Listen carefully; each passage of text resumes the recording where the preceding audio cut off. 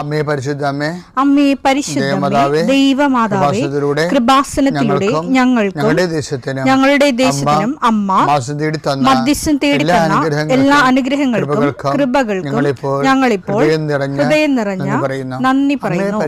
അമ്മേ പരിശുദ്ധമേ, ദൈവമാതാവേ, 2004 ഡിസംബർ 7 ഉച്ചകഴിഞ്ഞ് 2:30 കൃപാസനത്തിൽ സംഭവിച്ച അമ്മയുടെ പ്രത്യക്ഷപ്പെടലിനെ തിരുസഭയ്ക്ക് സമർപ്പിച്ചിരിക്കുന്ന പഠനരേഖകളുടെ മേൽ സഭാത്മകമായ പഠനം ആരംഭിക്കുവാൻ ഞങ്ങൾ പ്രാർത്ഥിക്കുന്നു.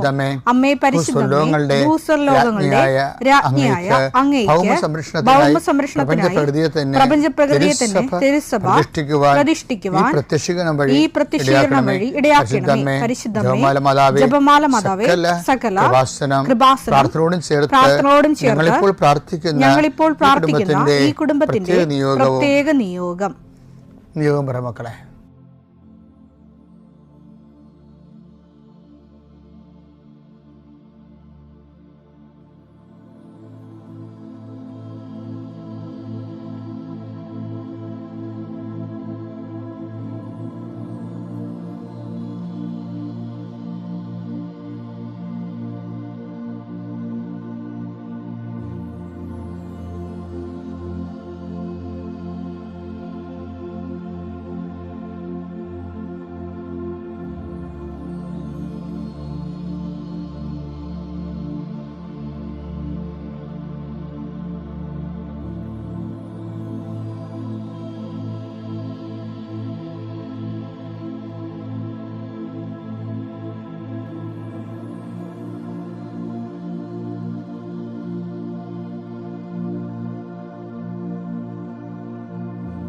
അമ്മയുടെ പ്രത്യക്ഷീകരണത്തിന്റെ ഈ അനുഗ്രഹവേളയിൽ ഞങ്ങൾക്ക് സാധിച്ചു തരുവാൻ കനിയണമേ.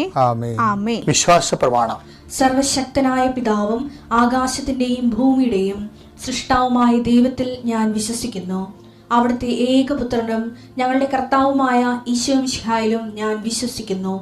ഈ പുത്രൻ പരിശുദ്ധാത്മാവിനാൽ ഗർഭസ്ഥനായി കന്യകാമറിയത്തിൽ നിന്ന് പിറന്ന് പൊന്തിയോസ് പീലാത്തോസിന്റെ കാലത്ത് പീഡകൾ സഹിച്ച് കുരിശിൽ തറയ്ക്കപ്പെട്ട് മരിച്ച് അടക്കപ്പെട്ട് പാതാളങ്ങളിൽ ഇറങ്ങി മരിച്ചവരുടെ ഇടയിൽ നിന്ന് 3-ാം നാൾ ഉയർത്ത് സ്വർഗത്തിലേക്ക് എഴുന്നള്ളി സർവശക്തിയുള്ള പിതാവായ ദൈവത്തിന്റെ വലതുഭാഗത്തിരിക്കുന്നു. അവിടെ നിന്ന് ജീവിക്കുന്നവരെയും മരിച്ചവരെയും വിധിക്കുവാൻ വരുമെന്നും ഞാൻ വിശ്വസിക്കുന്നു. പരിശുദ്ധാത്മാവിലും ഞാൻ വിശ്വസിക്കുന്നു. വിശുദ്ധ കത്തോലിക്കാ സഭയിലും പുണ്യവാന്മാരുടെ ഐക്യത്തിലും പാപങ്ങളുടെ മോചനത്തിലും ശരീരത്തിന്റെ ഉയർപ്പിലും നിത്യമായ ജീവിതത്തിലും ഞാൻ വിശ്വസിക്കുന്നു. ആമേൻ. സ്വർഗ്ഗസ്ഥനായ ഞങ്ങളുടെ പിതാവേ, അങ്ങയുടെ നാമം പൂജിതമാകണമേ. അങ്ങയുടെ രാജ്യം വരണമേ. അങ്ങയുടെ തിരുമനസ് സ്വർഗത്തിലെ പോലെ ഭൂമിയിലും ആകണമേ. അന്നു വേണ്ടുന്ന ആഹാരം ഇന്ന് ഞങ്ങൾക്ക് തരണമേ. ഞങ്ങളോട് തെറ്റ് ചെയ്യുന്നവരോട് ഞങ്ങൾ ക്ഷമിക്കുന്നത് പോലെ ഞങ്ങളുടെ തെറ്റുകൾ ഞങ്ങളോടും ക്ഷമിക്കണമേ. ഞങ്ങളെ പ്രലോഭനത്തിൽ ഉൾപ്പെടുത്തരുതേ, തിന്മയിൽ ഞങ്ങൾ രക്ഷിക്കണമേ. ആമേൻ. നന്മ നിറഞ്ഞ മറിയമേ, സ്വസ്തി. കർത്താവ് അങ്ങയുടെ കൂടെ സ്ത്രീകളിൽ അങ്ങ് അനുഗ്രഹിക്കപ്പെട്ടവളാകുന്നു. അങ്ങയുടെ ഉദരത്തിൻ ഫലമായി ഈശോ അനുഗ്രഹിക്കപ്പെട്ടവനാകുന്നു. പരിശുദ്ധ മറിയമേ, തമ്പുരാന്റെ അമ്മേ, പാപികളായ ഞങ്ങൾക്ക് വേണ്ടി ഇപ്പോഴും ഞങ്ങളുടെ മരണസമയത്തും തമ്പുരാനോട് അപേക്ഷിക്കണമേ. ആമേൻ. കർത്താവേ, നിന്റെ ഉന്നതമായ നാമത്തിന് സ്തോത്രം ചെയ്യുന്നു. കർത്താവേ, നിന്റെ വിശുദ്ധ പൗരോഹിത്യത്തെ മഹത്വപ്പെടുത്തണമേ. കർത്താവ്, ഈ പ്രഭാതത്തിലെ അങ്ങയുടെ മക്കളെ കാത്തു കൊതിച്ചിരിക്കുകയാണ് ഈശോയെ. നിന്റെ വലതുകരത്തിൻ്റെ ഒരാശീർവാദം കിട്ടാൻ വേണ്ടി. കർത്താവേ, ഇന്ന് യാത്രക്കൊരുങ്ങുന്ന ഓരോ മക്കളുണ്ട്. ഓരോ ഉദ്യമങ്ങളിലൂടെ മനസ്സിൽ വിചാരിച്ചുകൊണ്ട് പോണവരുണ്ട്. ഓരോ ലക്ഷ്യങ്ങൾ മനസ്സിൽ വെച്ച് പോകുന്നവരുണ്ട്. കർത്താവേ, നിന്റെ തിരുമുറുവാർന്ന് ആണിപ്പെടുതാന്ന് വലതുകരം മക്കളുടെ ശിരസ് വെക്കണമേ. അവർ പോകുന്നിടത്തേക്കല്ല, നീ പോകുന്നിടത്തേക്കെല്ലാം ഞാൻ നിൻ്റെ കൂടെ വരുമെന്ന് കർത്താവ് അങ്ങ് പറഞ്ഞിട്ടുണ്ടല്ലോ ഈശോയെ. അങ്ങയുടെ സഞ്ചാര സാന്നിധ്യം അങ്ങയുടെ മക്കളുടെ കൂടെ ഉണ്ടായിരിക്കണമെന്ന് പ്രാർത്ഥിക്കുന്നു.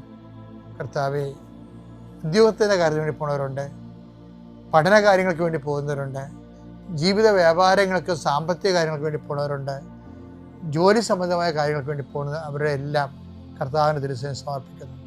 ടെസ്റ്റ്, ഇൻ്റർവ്യൂ, പരീക്ഷ, അതുപോലെ തന്നെ ഏജൻസി, ക്രയവിക്രയങ്ങൾ, ജീവിതമാർഗങ്ങൾ, വിദൂര യാത്രകൾ,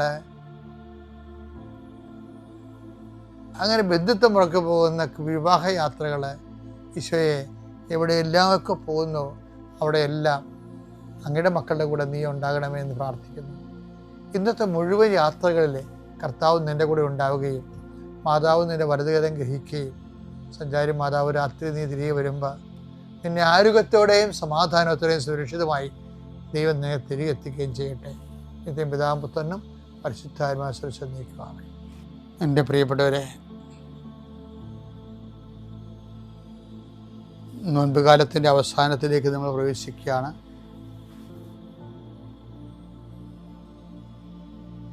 ഇന്ന് നമ്മൾ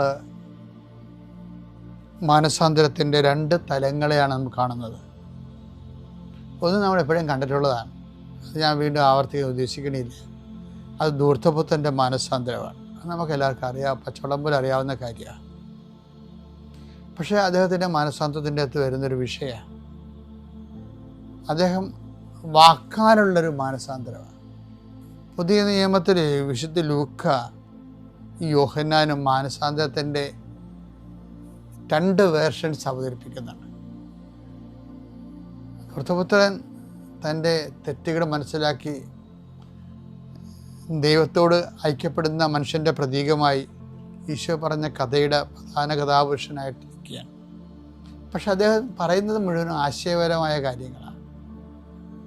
ഞാൻ അങ്ങയ്ക്കും സ്വർഗത്തിനുമെതിരെ പാപം ചെയ്തു, അങ്ങയുടെ പുത്രനെന്ന് പേരിന് പോലും ഞാൻ യോഗ്യനല്ല, അങ്ങയുടെ ദാസ എന്നെ സ്വീകരിക്കണമേ, എല്ലാം വാക്കുകളാണ്.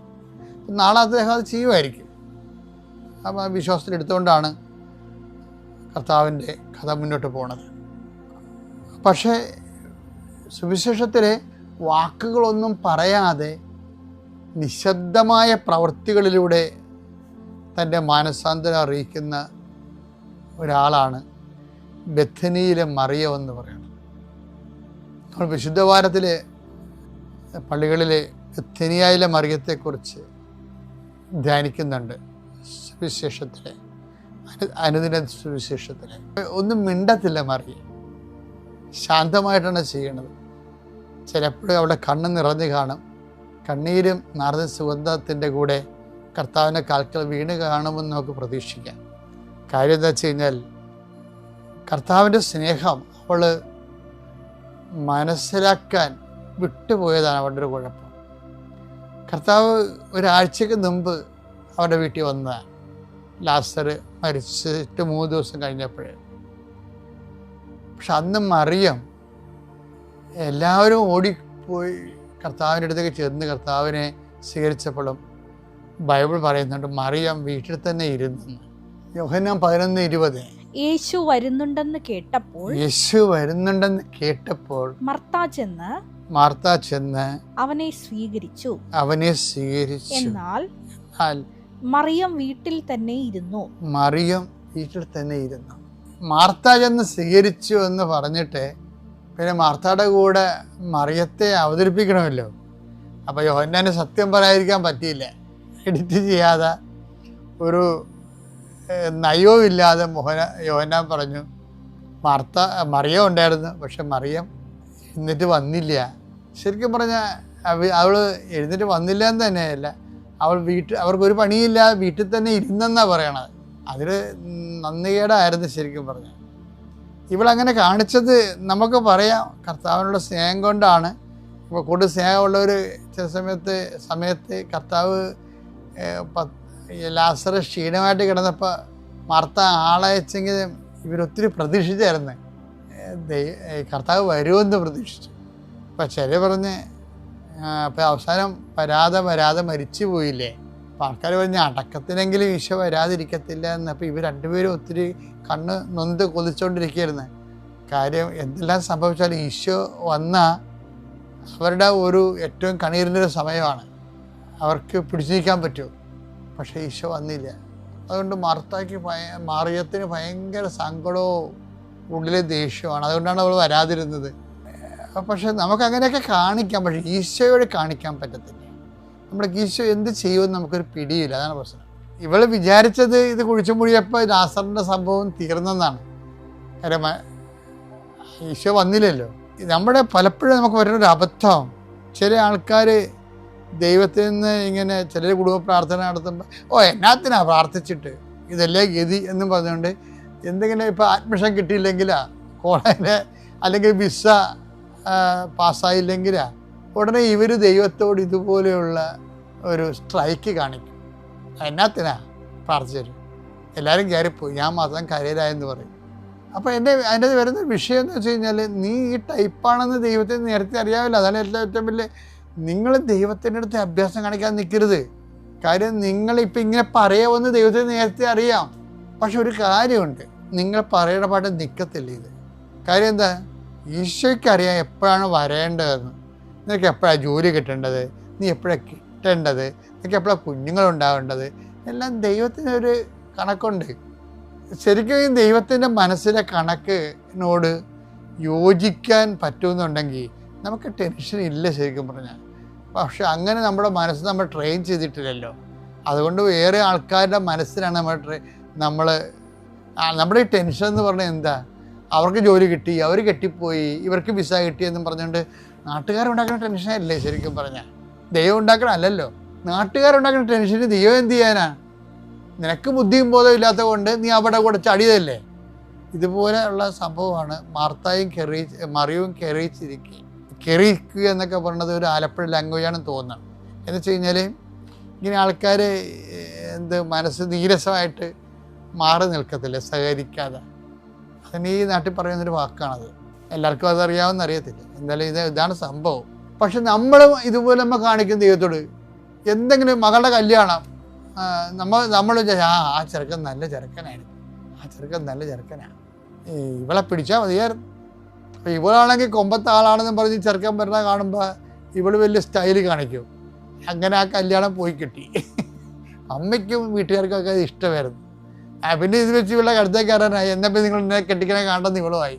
ഇങ്ങനെ പച്ചയായ മനുഷ്യൻ ഭ്രാന്തനായ മനുഷ്യനാണ്. പച്ചയായ മനുഷ്യനാണ്, പക്ഷെ പച്ചയായ മനുഷ്യൻ ഭ്രാന്തനായ മനുഷ്യനാണ് ചിലർ. ഇവളും അതുപോലെ തന്നെ അഭ്യാസം കാണിച്ചു. കാലം തള്ളിപ്പോയി നടത്തില്ല. അപ്പോൾ ദൈവത്തിനല്ല നിങ്ങൾ കുറ്റം പറയേണ്ടത്. നിങ്ങൾ കാണിക്കുന്ന ഓരോരുത്തരും ചവിട്ടിപ്പിടുത്തവും കാര്യങ്ങളൊക്കെയാണ് പലപ്പോഴും നമ്മളെ കൊണ്ട് നാശകോടാലിയാക്കണത്. ഇപ്പോൾ ചിലരോട് ഞാൻ പറഞ്ഞിട്ടുണ്ട്, നിങ്ങളെടി നീ ഈ സബ്ജക്റ്റ് എടുക്കരുതെന്ന് പറഞ്ഞാൽ കേൾക്കത്തില്ല. എന്താണ്, ഗുമ്മുള്ള സബ്ജക്റ്റ് നോക്കി എടുക്കുകയാണ്. നാട്ടുകാരെ കേട്ട് കഴിഞ്ഞാൽ കേട്ടില്ല, തട്ട് കിട്ടുന്ന സബ്ജക്റ്റ്. എന്നാൽ ഈ സംഭവത്തിന് ചെയ്യാനുള്ള കഴിവുണ്ട് അതില്ല താനും. അപ്പം ഈ ആർക്കോ വേണ്ടി, ആരുടെയോ മുമ്പിലൊക്കെ ആളാകാൻ വേണ്ടി കാണിക്കുന്ന ഓരോ സംഭവങ്ങൾ, അതുകൊണ്ടല്ലേ പല ആൾക്കാരും നാട്ടിൽ പഠിക്കാത്തത്. പറയണത് എന്താണ്, ജോലി കിട്ടത്തില്ലെന്നാണ് പറയണത്. പിന്നെ അവിടെ ആരും ജോലി കിട്ടേണ്ടിയില്ല. അപ്പം അതല്ല പ്രശ്നം. എല്ലാവരും അങ്ങനെയാണെന്ന് ഞാൻ പറയത്തില്ല. പക്ഷെ കുറേ പേര് വെറുതെ പോയതാണ്. വിദേശത്ത് പോയില്ലേ, കുറേ പേര് വെറുതെ പോയതാണ്. അതെന്താണെന്ന് അവർക്ക് തന്നെ അറിയണേ കുറേ സമയമെടുക്കും. അതുകൊണ്ടാണ് അവർക്ക് ദൈവസംരക്ഷണം കിട്ടാത്ത പലപ്പോഴും. അപ്പം ഇങ്ങനെ വെറുതെ പോയി പണി മേടിച്ചിട്ട് ആൾക്കാർ നിങ്ങൾ നല്ലവണ്ണം അനുതാപപ്പെട്ടിട്ട് നിങ്ങളെ ദൈവം രക്ഷപ്പെടുത്തും, ഒരു സംശയമില്ല. പക്ഷെ നിങ്ങൾ കരുതലായിട്ട് ദൈവത്തിൻ്റെ മുമ്പിൽ സത്യസന്ധമായ എന്തെങ്കിലും ഒരു കാര്യങ്ങൾ ചെയ്ത് ദൈവത്തിനെ ബോധ്യപ്പെടുത്തണം. എന്നാൽ പിന്നെ നിങ്ങൾ രക്ഷപ്പെടും. അല്ലാതെ വെറുതെ മത്സരം പിടിച്ച് ഇരുട്ട് കൊണ്ട് ഊട്ടടച്ച് പിന്നെയും ഒരു അരിശം കൊണ്ട് ചാടിയിട്ട് പല അരിശം എടുത്തിട്ട് കാര്യമില്ല അവിടെ കിടന്ന്. മറിച്ച് എല്ലാം നിങ്ങൾക്ക് പറ്റിയ അബദ്ധങ്ങൾ മനസ്സ് അംഗീകരിച്ചിട്ട് ദൈവത്തിന് സമർപ്പിച്ചിട്ട് നിങ്ങൾ ഈ എല്ലാ തരത്തിലും ഒരു ദൈവത്തിന് സ്വീകാര്യമായ ഒരു വ്യക്തിയായിട്ട് മാറണം. നോൻപ് കാലത്ത് ആ ഒരു വലിയ മാറ്റം ഉണ്ടാകണം. മറിയത്തിനുണ്ടായത് എന്താണ്, മറിയം ഇങ്ങനെ കെറിയിച്ചും കർത്താവിനോട് മറുത്ത് ഒക്കെ വീട്ടിൽ തന്നെ ഇരുന്നെങ്കിലും കർത്താവ് അവളെ വിളിക്കാൻ പറഞ്ഞ്. അതാണ് ഞാനാണ് കർത്താവ് സത്യമായിട്ട് വിളിപ്പിക്കത്തില്ലായിരുന്നു, ഇരിക്കണൊക്കെ അവിടെ ഇരുന്നിട്ടെന്ന് വിചാരിക്കും, അവൾക്ക് അതിനുള്ള യോഗമില്ലെന്ന് പറയും. പക്ഷെ ഈശോ എന്തോ ഒരു വലിയ ആളാണ്, അവളെ വിളിച്ചു എളിമയോടെ, അവളെ ഇപ്പിച്ച് തോപ്പിച്ച് നോക്കിയാ. പക്ഷെ അവളെ വിളിച്ചു. ഇതിൽ ഈ മാർത്തായോട് പറഞ്ഞ മുഴുവൻ അവളോടും പറഞ്ഞു. ഒരു കാര്യമില്ലേ, ഈശോരം പറഞ്ഞാൽ ചോദിക്കുമ്പോൾ മാർത്താടി ചോദിച്ചാൽ മതി എന്ന് പറഞ്ഞാൽ മതി. അവിടെ നിൽക്കുന്ന ആൾക്കാർക്ക് മുഴുവൻ പറഞ്ഞതാണ്, നിങ്ങൾ നിൻ്റെ സഹോദരൻ ഉയർത്തി നിൽക്കും. അപ്പം മാർത്ത പറയും, അന്തിമ നാളിൽ പുനരുത്ഥാനത്തിൽ അവൻ ഉയർത്തി നിൽക്കുമെന്ന് എനിക്കറിയാം. അപ്പോൾ ഈശോ പറഞ്ഞു, ഞാൻ പുനരുത്ഥാനവും ജീവനുമാകുന്നു. അപ്പോഴും മാർത്ത പറഞ്ഞു, ഞാൻ അങ്ങ് ലോകത്തിലേക്ക് വരുന്ന മിശിഹായാണെന്ന്. അപ്പോൾ ഇതെല്ലാം പറഞ്ഞ് തീർന്ന ആ ക്ലാസ് കഴിഞ്ഞതാണ്. പക്ഷേ എന്നിട്ട് മറിയം വരുമ്പോൾ വീണ്ടും ഈശോ ആ ക്ലാസ് ആവർത്തിക്കും, അവർക്ക് വേണ്ടി മാത്രം. എന്ത് ഈശോനെ നമുക്കൊരു പിടിയില്ല, അത്രക്ക് സൂപ്പറാണ്. അപ്പോൾ അവൾ പറയും, പക്ഷേ ഉയർത്ത് കഴിഞ്ഞപ്പോൾ പിന്നെ ലാസർ പിന്നെ ഇവൾ സംസാരിച്ചിട്ടില്ല. ഇവരൊക്കെ ഇരുട്ടത്തെ അട്ടിക്കിട്ടിയ പോലെ, മുതുകത്ത് അട്ടിക്കിട്ടിയ പോലെ. എന്താണ്? ഇത്രയും തനിക്ക് വേണ്ടി മാത്രം തന്നെ വിളിപ്പിച്ചു, തനിക്ക് വേണ്ടി മാത്രം അത് വീണ്ടും ആ സിലബസിൽ ആ ക്ലാസ് എടുത്തിട്ട് അവസാനം തൻ്റെ ആങ്ങളെ ഉയർപ്പിച്ച് കൈ തന്നില്ലേ? ആ കർത്താവിനോട് താൻ വന്നപ്പോൾ പോയില്ലല്ലോ, താനാണല്ലോ നിജത്രം കാണിച്ചത്, നന്ദികേട് കാണിച്ചതെന്ന് ഓർത്തിട്ട് ഇവർക്ക് സഹിക്കാൻ പറ്റണില്ല. അങ്ങനെ അവൾ ചെയ്ത അത്രയും പ്രയോഗമാണ്. കർത്താവിനെ വീട്ടിലോട്ട് വിളിച്ച് വിരുന്നിനെ വിളിച്ചിട്ട്, എന്തിനാ ഈ അറിയുമായിരിക്കും ഈ വിരുന്നിനൊക്കെ വിളിച്ചിരിക്കണതേ, വിളിച്ച് അവൾ അത്രയും നാൾ പണി ചെയ്ത കാശിൻ്റെ സുഹൃത്താൻ പുകന്തം എടുത്തിട്ട് കർത്താവിൻ്റെ പാദങ്ങളിൽ ഒഴുക്കി, എന്നിട്ട് തലമുടി കൊണ്ട് തുടച്ച് അവൾ സോറി പറയുന്നതിന് വേണ്ടി ചെയ്ത പരിപാടി അതല്ല, കർത്താവിൻ്റെ നിലവാരത്തിന് പറ്റിയൊരു സോറി ആയിരുന്നത്. നമ്മൾ മാനസാന്തരപ്പെടുന്ന കൊള്ളാം, പക്ഷെ എൻ്റെ മക്കളെ കർത്താവിൻ്റെ നിലവാരത്തിനൊത്ത് മറിയത്തിൻ്റെ മാതൃകയിലൊരു മാനസാന്തരം വേണം. എന്നാൽ സൂപ്പറായിരിക്കും. പിതാവിൻ്റെയും പുത്രൻ്റെയും പരിശുദ്ധാത്മാവിൻ്റെ നാമത്തിൽ.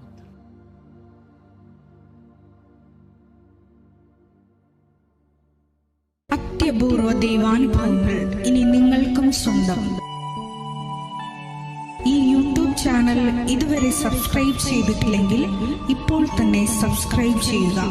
ഈ വീഡിയോ ഇപ്പോൾ തന്നെ നിങ്ങളുടെ സുഹൃത്തുക്കൾക്ക് ഷെയർ ചെയ്തുകൊണ്ട് കർത്താവിൻ്റെ പ്രേക്ഷിതരാകുക. ഉപാസന അമ്മയുടെ ഈ അൾത്താരയിൽ കയറി നിൽക്കുവാനായിട്ട് എനിക്ക് അനുഗ്രഹം തന്ന അമ്മയ്ക്കും തിരുകുമാരനും ആദ്യമേ തന്നെ നന്ദി പറയുന്നു. എൻ്റെ പേര് അജിത, ഞാൻ വയലാറിൽ നിന്നാണ് വരുന്നത്. ഞാനൊരു ഹിന്ദു സ്ത്രീയാണ്. 2018 ഒക്ടോബർ മാസം മുതലാണ് ഞാൻ ഉടമ്പടി ജീവിതത്തിലേക്ക് കടന്നു വന്നത്. വളരെയധികം മാനസിക അസ്വാസ്ഥ്യത്തോടെ ജീവിതം മുന്നോട്ട് പോകുന്ന സാഹചര്യത്തിൽ എൻ്റെ അമ്മയുടെ സഹോദരിയാണ് ഈ കൃപാസനം അൾത്താരയിൽ എന്നെ കൊണ്ടുവന്നത്. അന്നു തൊട്ട് ഇന്ന് വരെയും വളരെയധികം ചിട്ടയോടും ഈ ഉടമ്പടി ജീവിതത്തിൽ പറഞ്ഞിട്ടുള്ള എല്ലാ കാര്യങ്ങളിലും ഒരു അണുവിട പോലും തെറ്റാതെയാണ് ഞാൻ മുന്നോട്ട് ഉടമ്പടി ജീവിതം കൊണ്ടുപോകുന്നത്.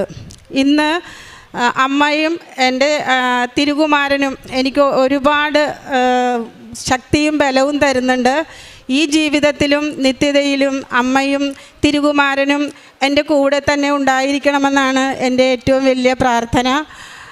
എനിക്ക് കിട്ടിയ ദൈവാനുഭവങ്ങളെന്ന് പറയാൻ, ഒന്നാമതായി ഞാൻ വലിയൊരു വാഹന അപകടത്തിൽ നിന്നാണ് രക്ഷപ്പെട്ടത്. അത് എറണാകുളത്ത് നിന്ന് കത്രിക്കടവിലുള്ള ബസ്സിന് ഞാൻ എൻ്റെ സ്റ്റോപ്പിൽ വന്നിറങ്ങുന്ന സമയത്ത് എൻ്റെ സാരി ഫുട്ബോർഡിൽ ഉടക്കി ഞാൻ വീഴേണ്ട ഒരു സാഹചര്യം, ബസ് ഓടിപ്പോകുന്ന സാഹചര്യത്തിൽ ഓട്ടോ സ്റ്റാൻഡായിരുന്നു. അവർ കൊട്ടി ബഹളം വെച്ചതിൻ്റെ ഫലമായിട്ടാണ് അവർ ബസ് നിർത്തിയത്. എപ്പോഴും ഞാൻ പുറത്തേക്ക് പോകുമ്പോൾ അമ്മയുടെ കാശ് രൂപം ഞാൻ എൻ്റെ ശരീരത്തിൽ എവിടെയെങ്കിലും ഞാനത് കണക്ട്, എൻ്റെ ഹൃദയത്തോട് ചേർത്ത് വെച്ചാണ് ഞാൻ എപ്പോഴും യാത്ര പോകുന്നത്. അപ്പം ആ വലിയ അപകടത്തിൽ നിന്ന് എന്നെ രക്ഷപ്പെടുത്തിയത് എൻ്റെ തിരുകുമാരനും എൻ്റെ അമ്മയുമാണെന്ന് ഞാൻ ഉറച്ചു വിശ്വസിക്കുന്നു.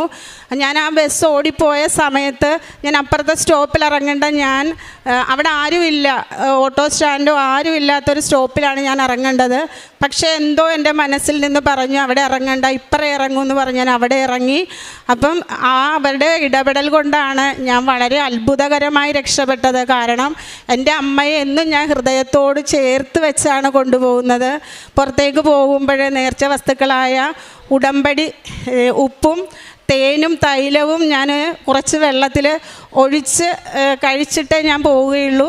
അതുപോലെ തന്നെ ഞാൻ എന്നും തിരി കത്തിച്ച് പ്രാർത്ഥിക്കുമ്പോൾ അമ്മയുടെ ഒത്തിരി ഇവിടെ നിൽക്കുന്ന ആ രൂപം തന്നെ എൻ്റെ മെഴുകുതിരിയിൽ പല പ്രാവശ്യം വന്നിട്ടുണ്ട്.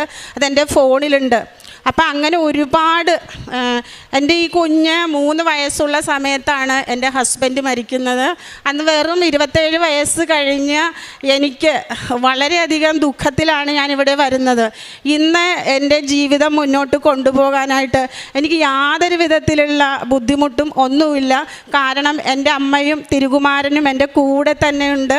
ഒരു 100 പേര് എൻ്റെ ചുറ്റിൽ നിന്നും എന്നെ സംരക്ഷിക്കുകയും അതുപോലുള്ള ബലവുമാണ് എനിക്ക് തരുന്നത്. തരുന്നത്. അപ്പം അങ്ങനെ ഒരുപാട് പിന്നെ കാര്യങ്ങൾ എനിക്ക് തന്നിട്ടുണ്ട്. ഞാൻ കാരുണ്യ പ്രവൃത്തിയായിട്ട് ഞാൻ ചെയ്യുന്നത് നമ്മുടെ മതിലകത്ത് പിന്നെ ലെപ്രസി വാർഡിൽ 15 അമ്മമാരുണ്ട്. അവരെ എല്ലാ മാസവും ഞാൻ കാണാൻ പോവുകയും അവർക്ക് വേണ്ടുന്ന എന്നെക്കൊണ്ട് കഴിയുന്ന ഭക്ഷണം വാങ്ങിച്ച് ഞാൻ കൊണ്ട് കൊടുക്കുകയും അമ്മമാർക്ക് എല്ലാ മാസവും ഇവിടുത്തെ ഉപ്പ്, തേന് ഇതൊക്കെ ഞാൻ എത്തിച്ചു കൊടുക്കും. കുറേ സമയം ഞാൻ അവരുടെ കൂടെ ഇരുന്ന് അങ്ങനെയൊക്കെയാണ് ഞാൻ പോരുന്നത്. അപ്പോൾ എൻ്റെ അമ്മ മരിച്ചുപോയി 2 വർഷമാകുമ്പോൾ എനിക്ക് 15 അമ്മമാരെയാണ് എനിക്ക് ഒരേപോലെ കിട്ടിയിരിക്കുന്നത്. അവരുടെ പ്രാർത്ഥനയും എല്ലാം എനിക്കും എൻ്റെ കുടുംബത്തിനും ഉണ്ടെന്ന് ഞാൻ വിശ്വസിക്കുന്നു. പിന്നെ ഞാൻ പത്രവിതരണം ചെയ്യുന്നത് വണ്ടാനം മെഡിക്കൽ കോളേജ് ക്യാൻസർ വാർഡിലാണ്.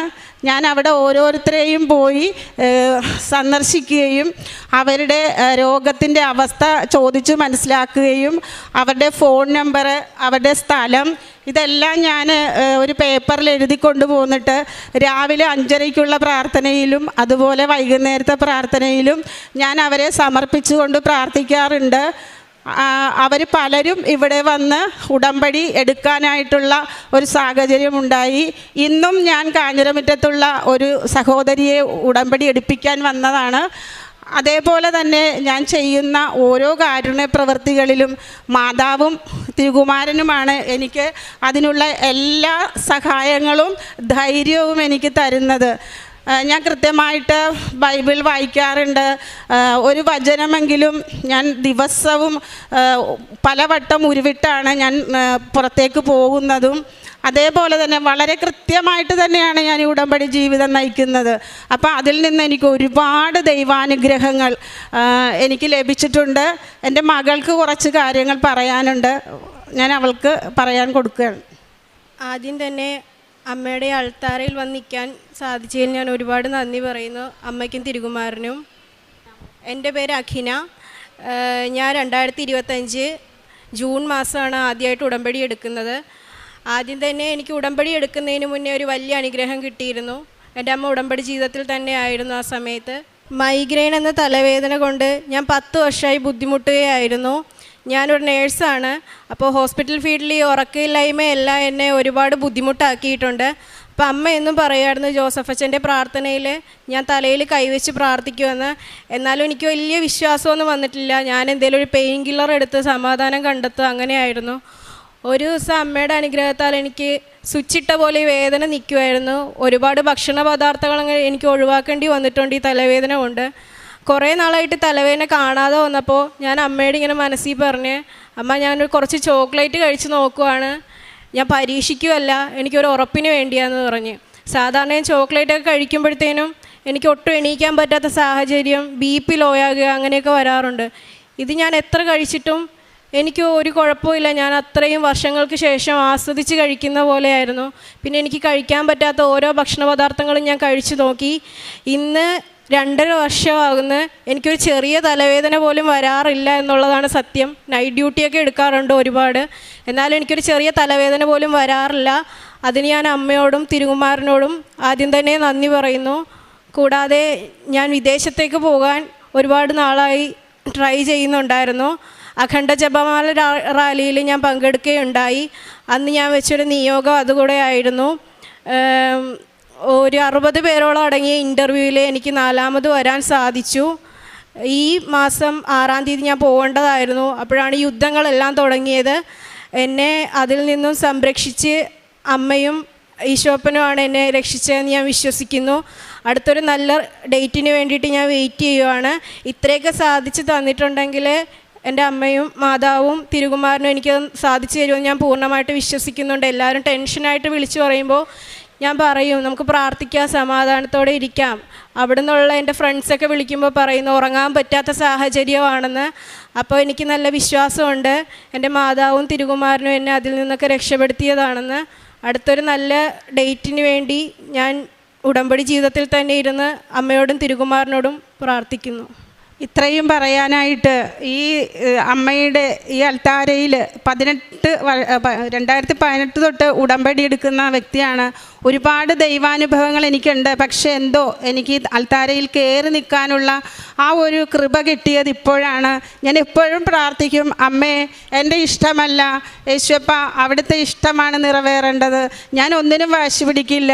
എപ്പോഴാണ് തരാനായിട്ട് ഇഷ്ടം തോന്നുന്നത് അതെല്ലാം ആ സമയത്തു മതി. പല പരീക്ഷണങ്ങളിലൂടെ കടന്നു പോകുമ്പോഴും ഞാൻ ഒരിക്കൽ പോലും ഇന്നേ വരെ ഞാനൊരു കുറ്റം പറയാനോ ഒരു പ്രാർത്ഥിക്കാതിരിക്കുകയോ ഒന്നും ചെയ്തിട്ടില്ല. ഞാൻ കൃത്യമായിട്ട് എല്ലാ കാര്യങ്ങളും ഭംഗിയായിട്ട് നിറവേറ്റിക്കൊണ്ടുപോകുന്നത് കൊണ്ട് മാത്രമാണ് ഈ കുഞ്ഞിനെ എനിക്ക് ഇവിടം വരെ എത്തിക്കാനായിട്ട് സാധിച്ചത്. ഈ അമ്മയുടെയും തിരുകുമാരൻ്റെയും അനുഗ്രഹം ഒന്നുകൊണ്ട് മാത്രമാണ്. ഇങ്ങനെ ഒരു സാക്ഷ്യം പറയാൻ ഇന്ന് എനിക്ക് വേദി ഒരുക്കി തന്ന എൻ്റെ അമ്മയോടും തിരുകുമാരനോടും 1000 നന്ദി പറയുന്നു. ഇന്ന് എൻ്റെ ഈ സാക്ഷ്യം ഞാൻ എൻ്റെ അമ്മയ്ക്കും തിരുകുമാരനും ഞാൻ സമർപ്പിക്കുന്നു. യേശുവേ നന്ദി, യേശുവേ സ്തോത്രം, യേശുവേ ആരാധന. ഹല്ലേലൂയ. വിശുദ്ധ മത്തായിയുടെ സുവിശേഷം 13-ാം അധ്യായം 23-ാം തിരുവചനം. വചനം കേട്ട് ഗ്രഹിക്കുന്നവനാണ് നല്ല നിലത്ത് വീണ വിത്ത്. അവൻ 100 മേനിയും 60 മേനിയും 30 മേനിയും ഫലം പുറപ്പെടുവിക്കുന്നു. നാം ഉടമ്പടിയിലായിരിക്കുമ്പോൾ ഈശോ നമ്മിൽ നിന്ന് പ്രതീക്ഷിക്കുന്നത് തന്നെയാണ്. നാം 100 മേനി വിളവ് കൊയ്യുന്നവരായി വളരാൻ വേണ്ടിയാണ്, ഫലം പുറപ്പെടുവിക്കാൻ വേണ്ടിയാണ് ഈശോ നമുക്ക് വലിയ ഉടമ്പടി എന്ന ഈ പ്രാർത്ഥനാ പദ്ധതി നൽകിയിരിക്കുന്നത്. അജിത എന്ന അമ്മയും അഖിന എന്ന ഈ മകളും ഇവിടെ വന്ന് ഉടമ്പടി പ്രത്യക്ഷീകരണ സാക്ഷ്യമേറ്റു പറയുമ്പോൾ പരിശുദ്ധ അമ്മയുടെ മധ്യസ്ഥതയിൽ അവരുടെ ജീവിതത്തിലുണ്ടായ വലിയ അത്ഭുതങ്ങൾക്കും അവർക്ക് ആദ്യമായി ഈ അൾത്താരയിലേക്ക് കയറി വന്ന് പരിശുദ്ധ അമ്മയോട് ചേർന്ന് നിന്ന് ഈശോയ്ക്കും സ്വർഗത്തിനും നന്ദി പറയുവാൻ ലഭിച്ച വലിയ ഭാഗ്യത്തിനും അനുഗ്രഹത്തിനും അവർ നന്ദി പറയുകയാണ്. ഒരു ആക്സിഡൻറ്റ് മൂലം ഈ അമ്മയ്ക്ക് പരിശുദ്ധ അമ്മയുടെ സാമീപ്യവും ഈശോയുടെ വലിയ സംരക്ഷണവും നൽകിയതിനെക്കുറിച്ചാണ് അമ്മ ആദ്യം പറഞ്ഞത്. തൻ്റെ ജീവിതത്തിൽ വലിയ ഒരു സങ്കടം ബാക്കി നിൽക്കാമായിരുന്ന ഒരവസ്ഥയിലേക്ക് ഈ അമ്മ കടന്നു പോകാതെ നാം 23-ാം സങ്കീർത്തനത്തിൽ 4-ാം തിരുവചനം വായിക്കുന്നത് പോലെ മരണത്തിൻ്റെ നിഴൽ വീണ താഴ്വരയിലൂടെയാണ് ഞാൻ നടക്കുന്നതെങ്കിലും അവിടുന്ന് കൂടെയുള്ളതിനാൽ അവിടുത്തെ ഊന്നുവടിയും ദണ്ടും എനിക്ക് ഉറപ്പേകുന്നു. ഈ അജിതയുടെ വലിയ ഉറപ്പാണ് ഈ ഉടമ്പടി എന്നത്. വലിയ ആ ദണ്ട് തന്നെ വലിയൊരു ഉറപ്പാണ്. യാതൊരു അപകടവും കൂടാതെ പരിശുദ്ധ അമ്മയുടെ ആ ദിവ്യ കാശുരൂപം ധരിച്ചിരുന്നുകൊണ്ട് ഉടമ്പടി കാശുരൂപത്തിൻ്റെ ആ സംരക്ഷണയിൽ, നേർച്ച വസ്തുക്കളുടെ സംരക്ഷണയിൽ ഈ മകൾക്ക് യാതൊരു അപകടവും കൂടാതെ ഇന്ന് ഈ അൾത്താരയിൽ കയറി ഇന്ന് ദൈവനാമം മഹത്വപ്പെടുത്താൻ സാധിച്ചതിന് നന്ദി പറയുകയാണ്. അതുപോലെ തന്നെ മകൾ അഖിനയെ വളർത്തുവാനും ദൈവവിശ്വാസത്തിൽ വളർത്തുവാനും തൻ്റെ ഉടമ്പടി ജീവിതം വളരെ കൃത്യമായി പാലിക്കുവാനുമുള്ള മകൾക്കത് പകർന്നു കൊടുക്കുവാനും മകളെ ഉടമ്പടിയിലേക്ക് കൊണ്ടുവരാൻ മാത്രം തൻ്റെ ജീവിതം വളരെ വളരെ നന്നായി മുന്നോട്ട് വയ്ക്കുവാനുള്ള കൃപ ലഭിച്ചതിനും കൂടിയാണ് നന്ദി പറയുന്നത്. മകൾക്ക് 10 വർഷമായിട്ടുണ്ടായിരുന്ന മൈഗ്രെയിൻ ഒരു പെട്ടെന്നൊരു സ്വിച്ചിട്ടതുപോലെ ഒരു സുപ്രഭാതത്തിൽ അതില്ലാതായപ്പോൾ ഈ മകൾ ഒരു പരീക്ഷണാർത്ഥം ഇനി എനിക്കിത് വരുമോ എന്ന് പരീക്ഷിച്ചപ്പോഴും മകൾ ചോക്ലേറ്റ് BP കൂടുമോ എന്നെല്ലാം ടെസ്റ്റ് ചെയ്തപ്പോഴും ഈശോ തൊട്ട ഒരു അസുഖം ഒരിക്കലും തിരിച്ചു വരികയില്ല എന്നാണ് ഈ മകൾക്ക് മനസ്സിലായിട്ടുള്ളത്. അതുപോലെ തന്നെ അഖണ്ഡ ജപമാല റാലിയിലൂടെ മകൾക്ക് വിദേശത്ത് പോയി ജോലി ചെയ്യാനുള്ള ഒരു സാധ്യതയുടെ വഴി തുറന്നിട്ടിരിക്കുകയാണ്. നമുക്കറിയാവുന്നതുപോലെ ഉടമ്പടി ഒരു വലിയ സാധ്യതകളുടെ പ്രാർത്ഥനയാണ്. ഉടമ്പടി ഉടൻ പരിഹാരമാണ്. ഉടമ്പടിയിലൂടെ നമുക്ക് ലഭിക്കുന്ന സാധ്യതകളും നിത്യതയോളം നമുക്ക് ഈശോ കൊണ്ടു നടക്കുന്ന, ഈശോ നമ്മെ കൈപിടിച്ച് ഉയർത്തുന്ന നടത്തുന്ന ഒരു പദ്ധതിയിലേക്ക് നാം വിളിക്കപ്പെട്ടു എന്നുള്ളതിൻ്റെ ഒരു സാക്ഷ്യം കൂടിയാണ്. അജിതയ്ക്ക് ഇനി ഒന്നിനും പരാതികളില്ല. ഉടമ്പടിയിലേക്ക് വന്നു കഴിഞ്ഞപ്പോൾ ഇനി എനിക്കൊന്നിനും പരാതിയില്ല. കാരണം ഈശോ എന്നെ സംരക്ഷിക്കും, ഈശോ എൻ്റെ രക്ഷകനും നാഥനുമാണ് എന്ന് മടി കൂടാതെ ഏതൊരു ലോകത്തിനു മുൻപിൽ വിളിച്ചു പറയാനുള്ള ഒരു ധൈര്യം ഇന്ന് ഈ മകൾക്ക് ലഭിച്ചിരിക്കുകയാണ്. അജിതയ്ക്കും അഖിനയ്ക്കും ലഭിച്ച എല്ലാ അനുഗ്രഹങ്ങൾക്കും നന്ദി പറഞ്ഞുകൊണ്ട് നമ്മുടെ എല്ലാ നിയോഗങ്ങളെയും ഈ സാക്ഷ്യത്തോട് ചേർത്ത് വെച്ച് ഈശോയ്ക്കും പരിശുദ്ധ അമ്മയ്ക്കും നന്ദി പറഞ്ഞ് നല്ല ഒരു കയ്യടിയോടെ ഈ സാക്ഷ്യം നമുക്ക് സമർപ്പിക്കാം. പരിശുദ്ധ അമ്മേ, കൃപാസനം പ്രസാദപര മാതാവേ, അമ്മയുടെ പ്രത്യക്ഷീകരണത്തിൻ്റെ സാക്ഷിയായി രണ്ടാമതും എന്നെ ഉയർത്തിയതിന് പരിശുദ്ധ അമ്മയ്ക്കും തിരുക്കുമാരനും കോടാനുകൂടി നന്ദി പറയുന്നു. എൻ്റെ പേര് റിൻഡ. എൻ്റെ ഇടവക saint Joseph church Pushpagiri Thellakom. ഇത് എൻ്റെ ഹസ്ബൻഡ് പ്രകാശ്. മക്കൾ ഇവാൻ, ഇവാന ട്വിൻസാണ്. ഞാനിവിടെ വന്ന് ആദ്യമായിട്ട് ഉടമ്പടി എടുത്തത് 2022 നവംബർ മാസം 15-ാം തീയതിയാണ്. ഉടമ്പടി 14 പ്രാവശ്യം പുതുക്കി ഇപ്പോൾ സിൽവർ ഗ്രേയിൽ ആണിപ്പോൾ. 2022 മുതൽ ഞങ്ങളൊരു നിയോഗം, അതായത് ഒരു പുതിയൊരു ബിസിനസ്, നല്ലൊരു ബിസിനസ്സിന് വേണ്ടി ഞങ്ങൾ പ്രാർത്ഥിക്കുകയായിരുന്നു. അച്ഛനിവിടെ പറഞ്ഞതുപോലെ കൃത്യമായിട്ട് ഉടമ്പടി നിബന്ധനകൾ ഞങ്ങളെല്ലാം പാലിക്കുകയും ഒരു വിട്ടുവീഴ്ച ഒന്നിനും ചെയ്യാതെ കൊണ്ട് കൃത്യമായിട്ടെല്ലാം പാലിച്ച് പ്രാർത്ഥിച്ച് പോരുകയായിരുന്നു. അങ്ങനെ 2023 സെപ്റ്റംബർ മാസം HPCLൻ്റെ ഒരു പുതിയ പെട്രോൾ പമ്പ് തുടങ്ങാനായിട്ടുള്ള ഒരു അലോട്ട്മെൻറ്റ് ഞങ്ങൾക്കായി. ആ പെട്രോൾ പമ്പ് തുടങ്ങാനായിട്ടുള്ള സ്ഥലം നമ്മൾക്ക് കിട്ടാൻ ഒരുപാട് ബുദ്ധിമുട്ടുണ്ടായിരുന്നു. പല സ്ഥലങ്ങളും ഞങ്ങൾ പോയി കണ്ട് പ്രാർത്ഥിച്ചെങ്കിൽ ഒന്നും അങ്ങ് ശരിയായില്ല. എല്ലാവരും തരാം എന്ന് പറയും. സമയമാകുമ്പോഴേക്ക് എന്തെങ്കിലും തടസ്സം വന്നങ്ങ് മാറുക.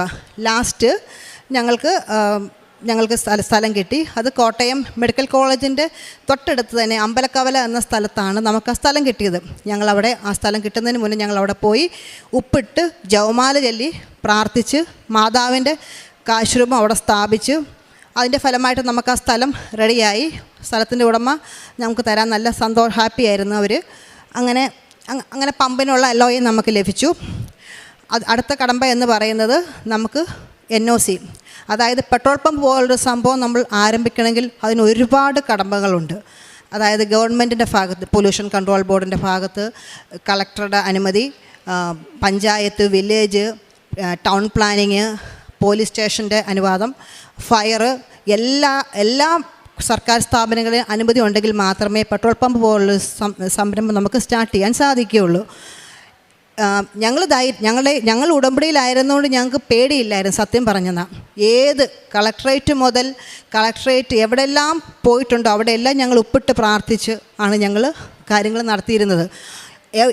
ഏത് ഓഫീസിൽ ചെന്നാലും ഞങ്ങൾക്ക് വേണ്ടി മാതാവ് അവിടെ ഒരാളെ കരുതിയിട്ടുണ്ടാവും. അതായത് നമുക്ക് വേണ്ടി നമുക്ക് എന്ത് കാര്യത്തിനാണ് അവിടെ പോകുന്നത് അത് നമുക്ക് അനുകൂലമാക്കി തരാനായിട്ട് മാതാവ് അവിടെ ഒരാളെ നിയോഗിച്ചിട്ടുണ്ടാവും. അങ്ങനെ എല്ലാം ഭംഗിയായിട്ട് നമുക്ക് തടസ്സങ്ങളുണ്ടായിരുന്നു. എന്നാലും എല്ലാം നമ്മൾ വിചാരിച്ചേക്കാളും പെട്ടെന്ന് ഒരു 3 മാസത്തിനുള്ളിൽ തന്നെ ഞങ്ങൾക്ക് NOC റെഡിയായി. അങ്ങനെ അതങ്ങനെ കഴിഞ്ഞു.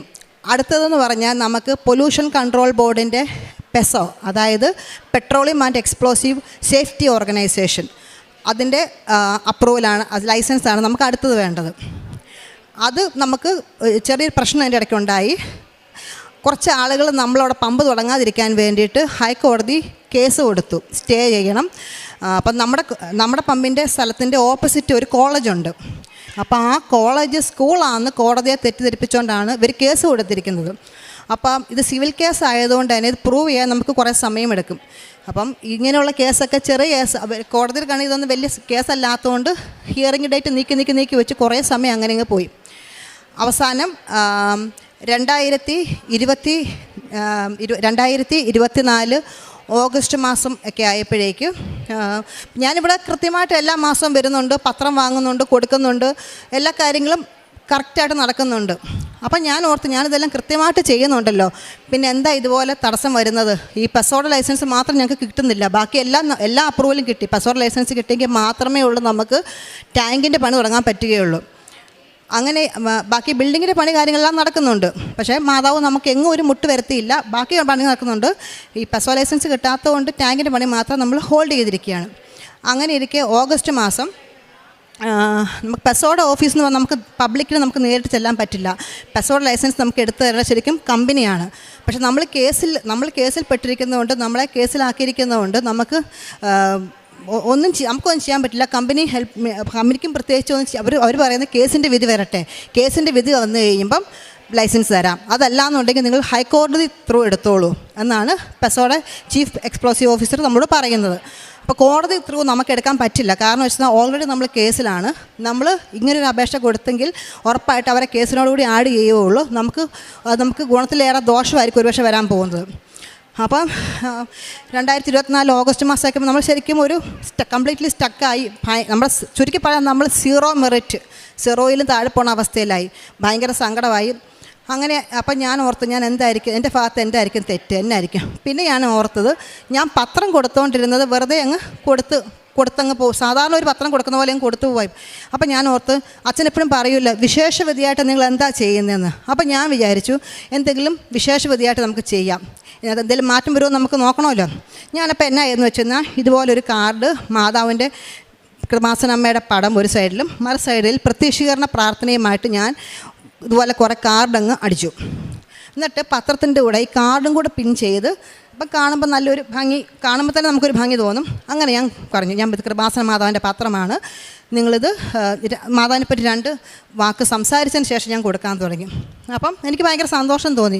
അതുവരെ 2 വർഷം പത്രം കൊടുത്തെന്ന് പറഞ്ഞാൽ പോലും അപ്പോൾ ഒന്നും കിട്ടാത്ത സന്തോഷം എനിക്ക് അന്നേരം തോന്നി. മാതാവിനെ പറ്റി 2 വാക്ക് സംസാരിച്ച് നിങ്ങളിത് കളയരുതേ, ഇത് ഭക്തിപൂർവ്വം ഉപയോഗിക്കുമെങ്കിൽ മാത്രമേ ഇത് മേടിക്കാവുള്ളൂ എന്നൊക്കെ പറഞ്ഞുകൊണ്ട് ഞാൻ അപ്പം ആൾക്കാർ നിങ്ങൾ കളയുന്നുണ്ടെങ്കിൽ വാങ്ങിക്കേണ്ട, അർഹതപ്പെട്ട ഒരാളുടെ കയ്യിൽ എത്തേണ്ട പത്രമാണിത്. അങ്ങനെ പറയുമ്പോൾ ആൾക്കാർ വേണ്ടെന്ന് പറഞ്ഞവരും പിന്നെ തിരിച്ച് മേടിക്കാൻ തുടങ്ങി.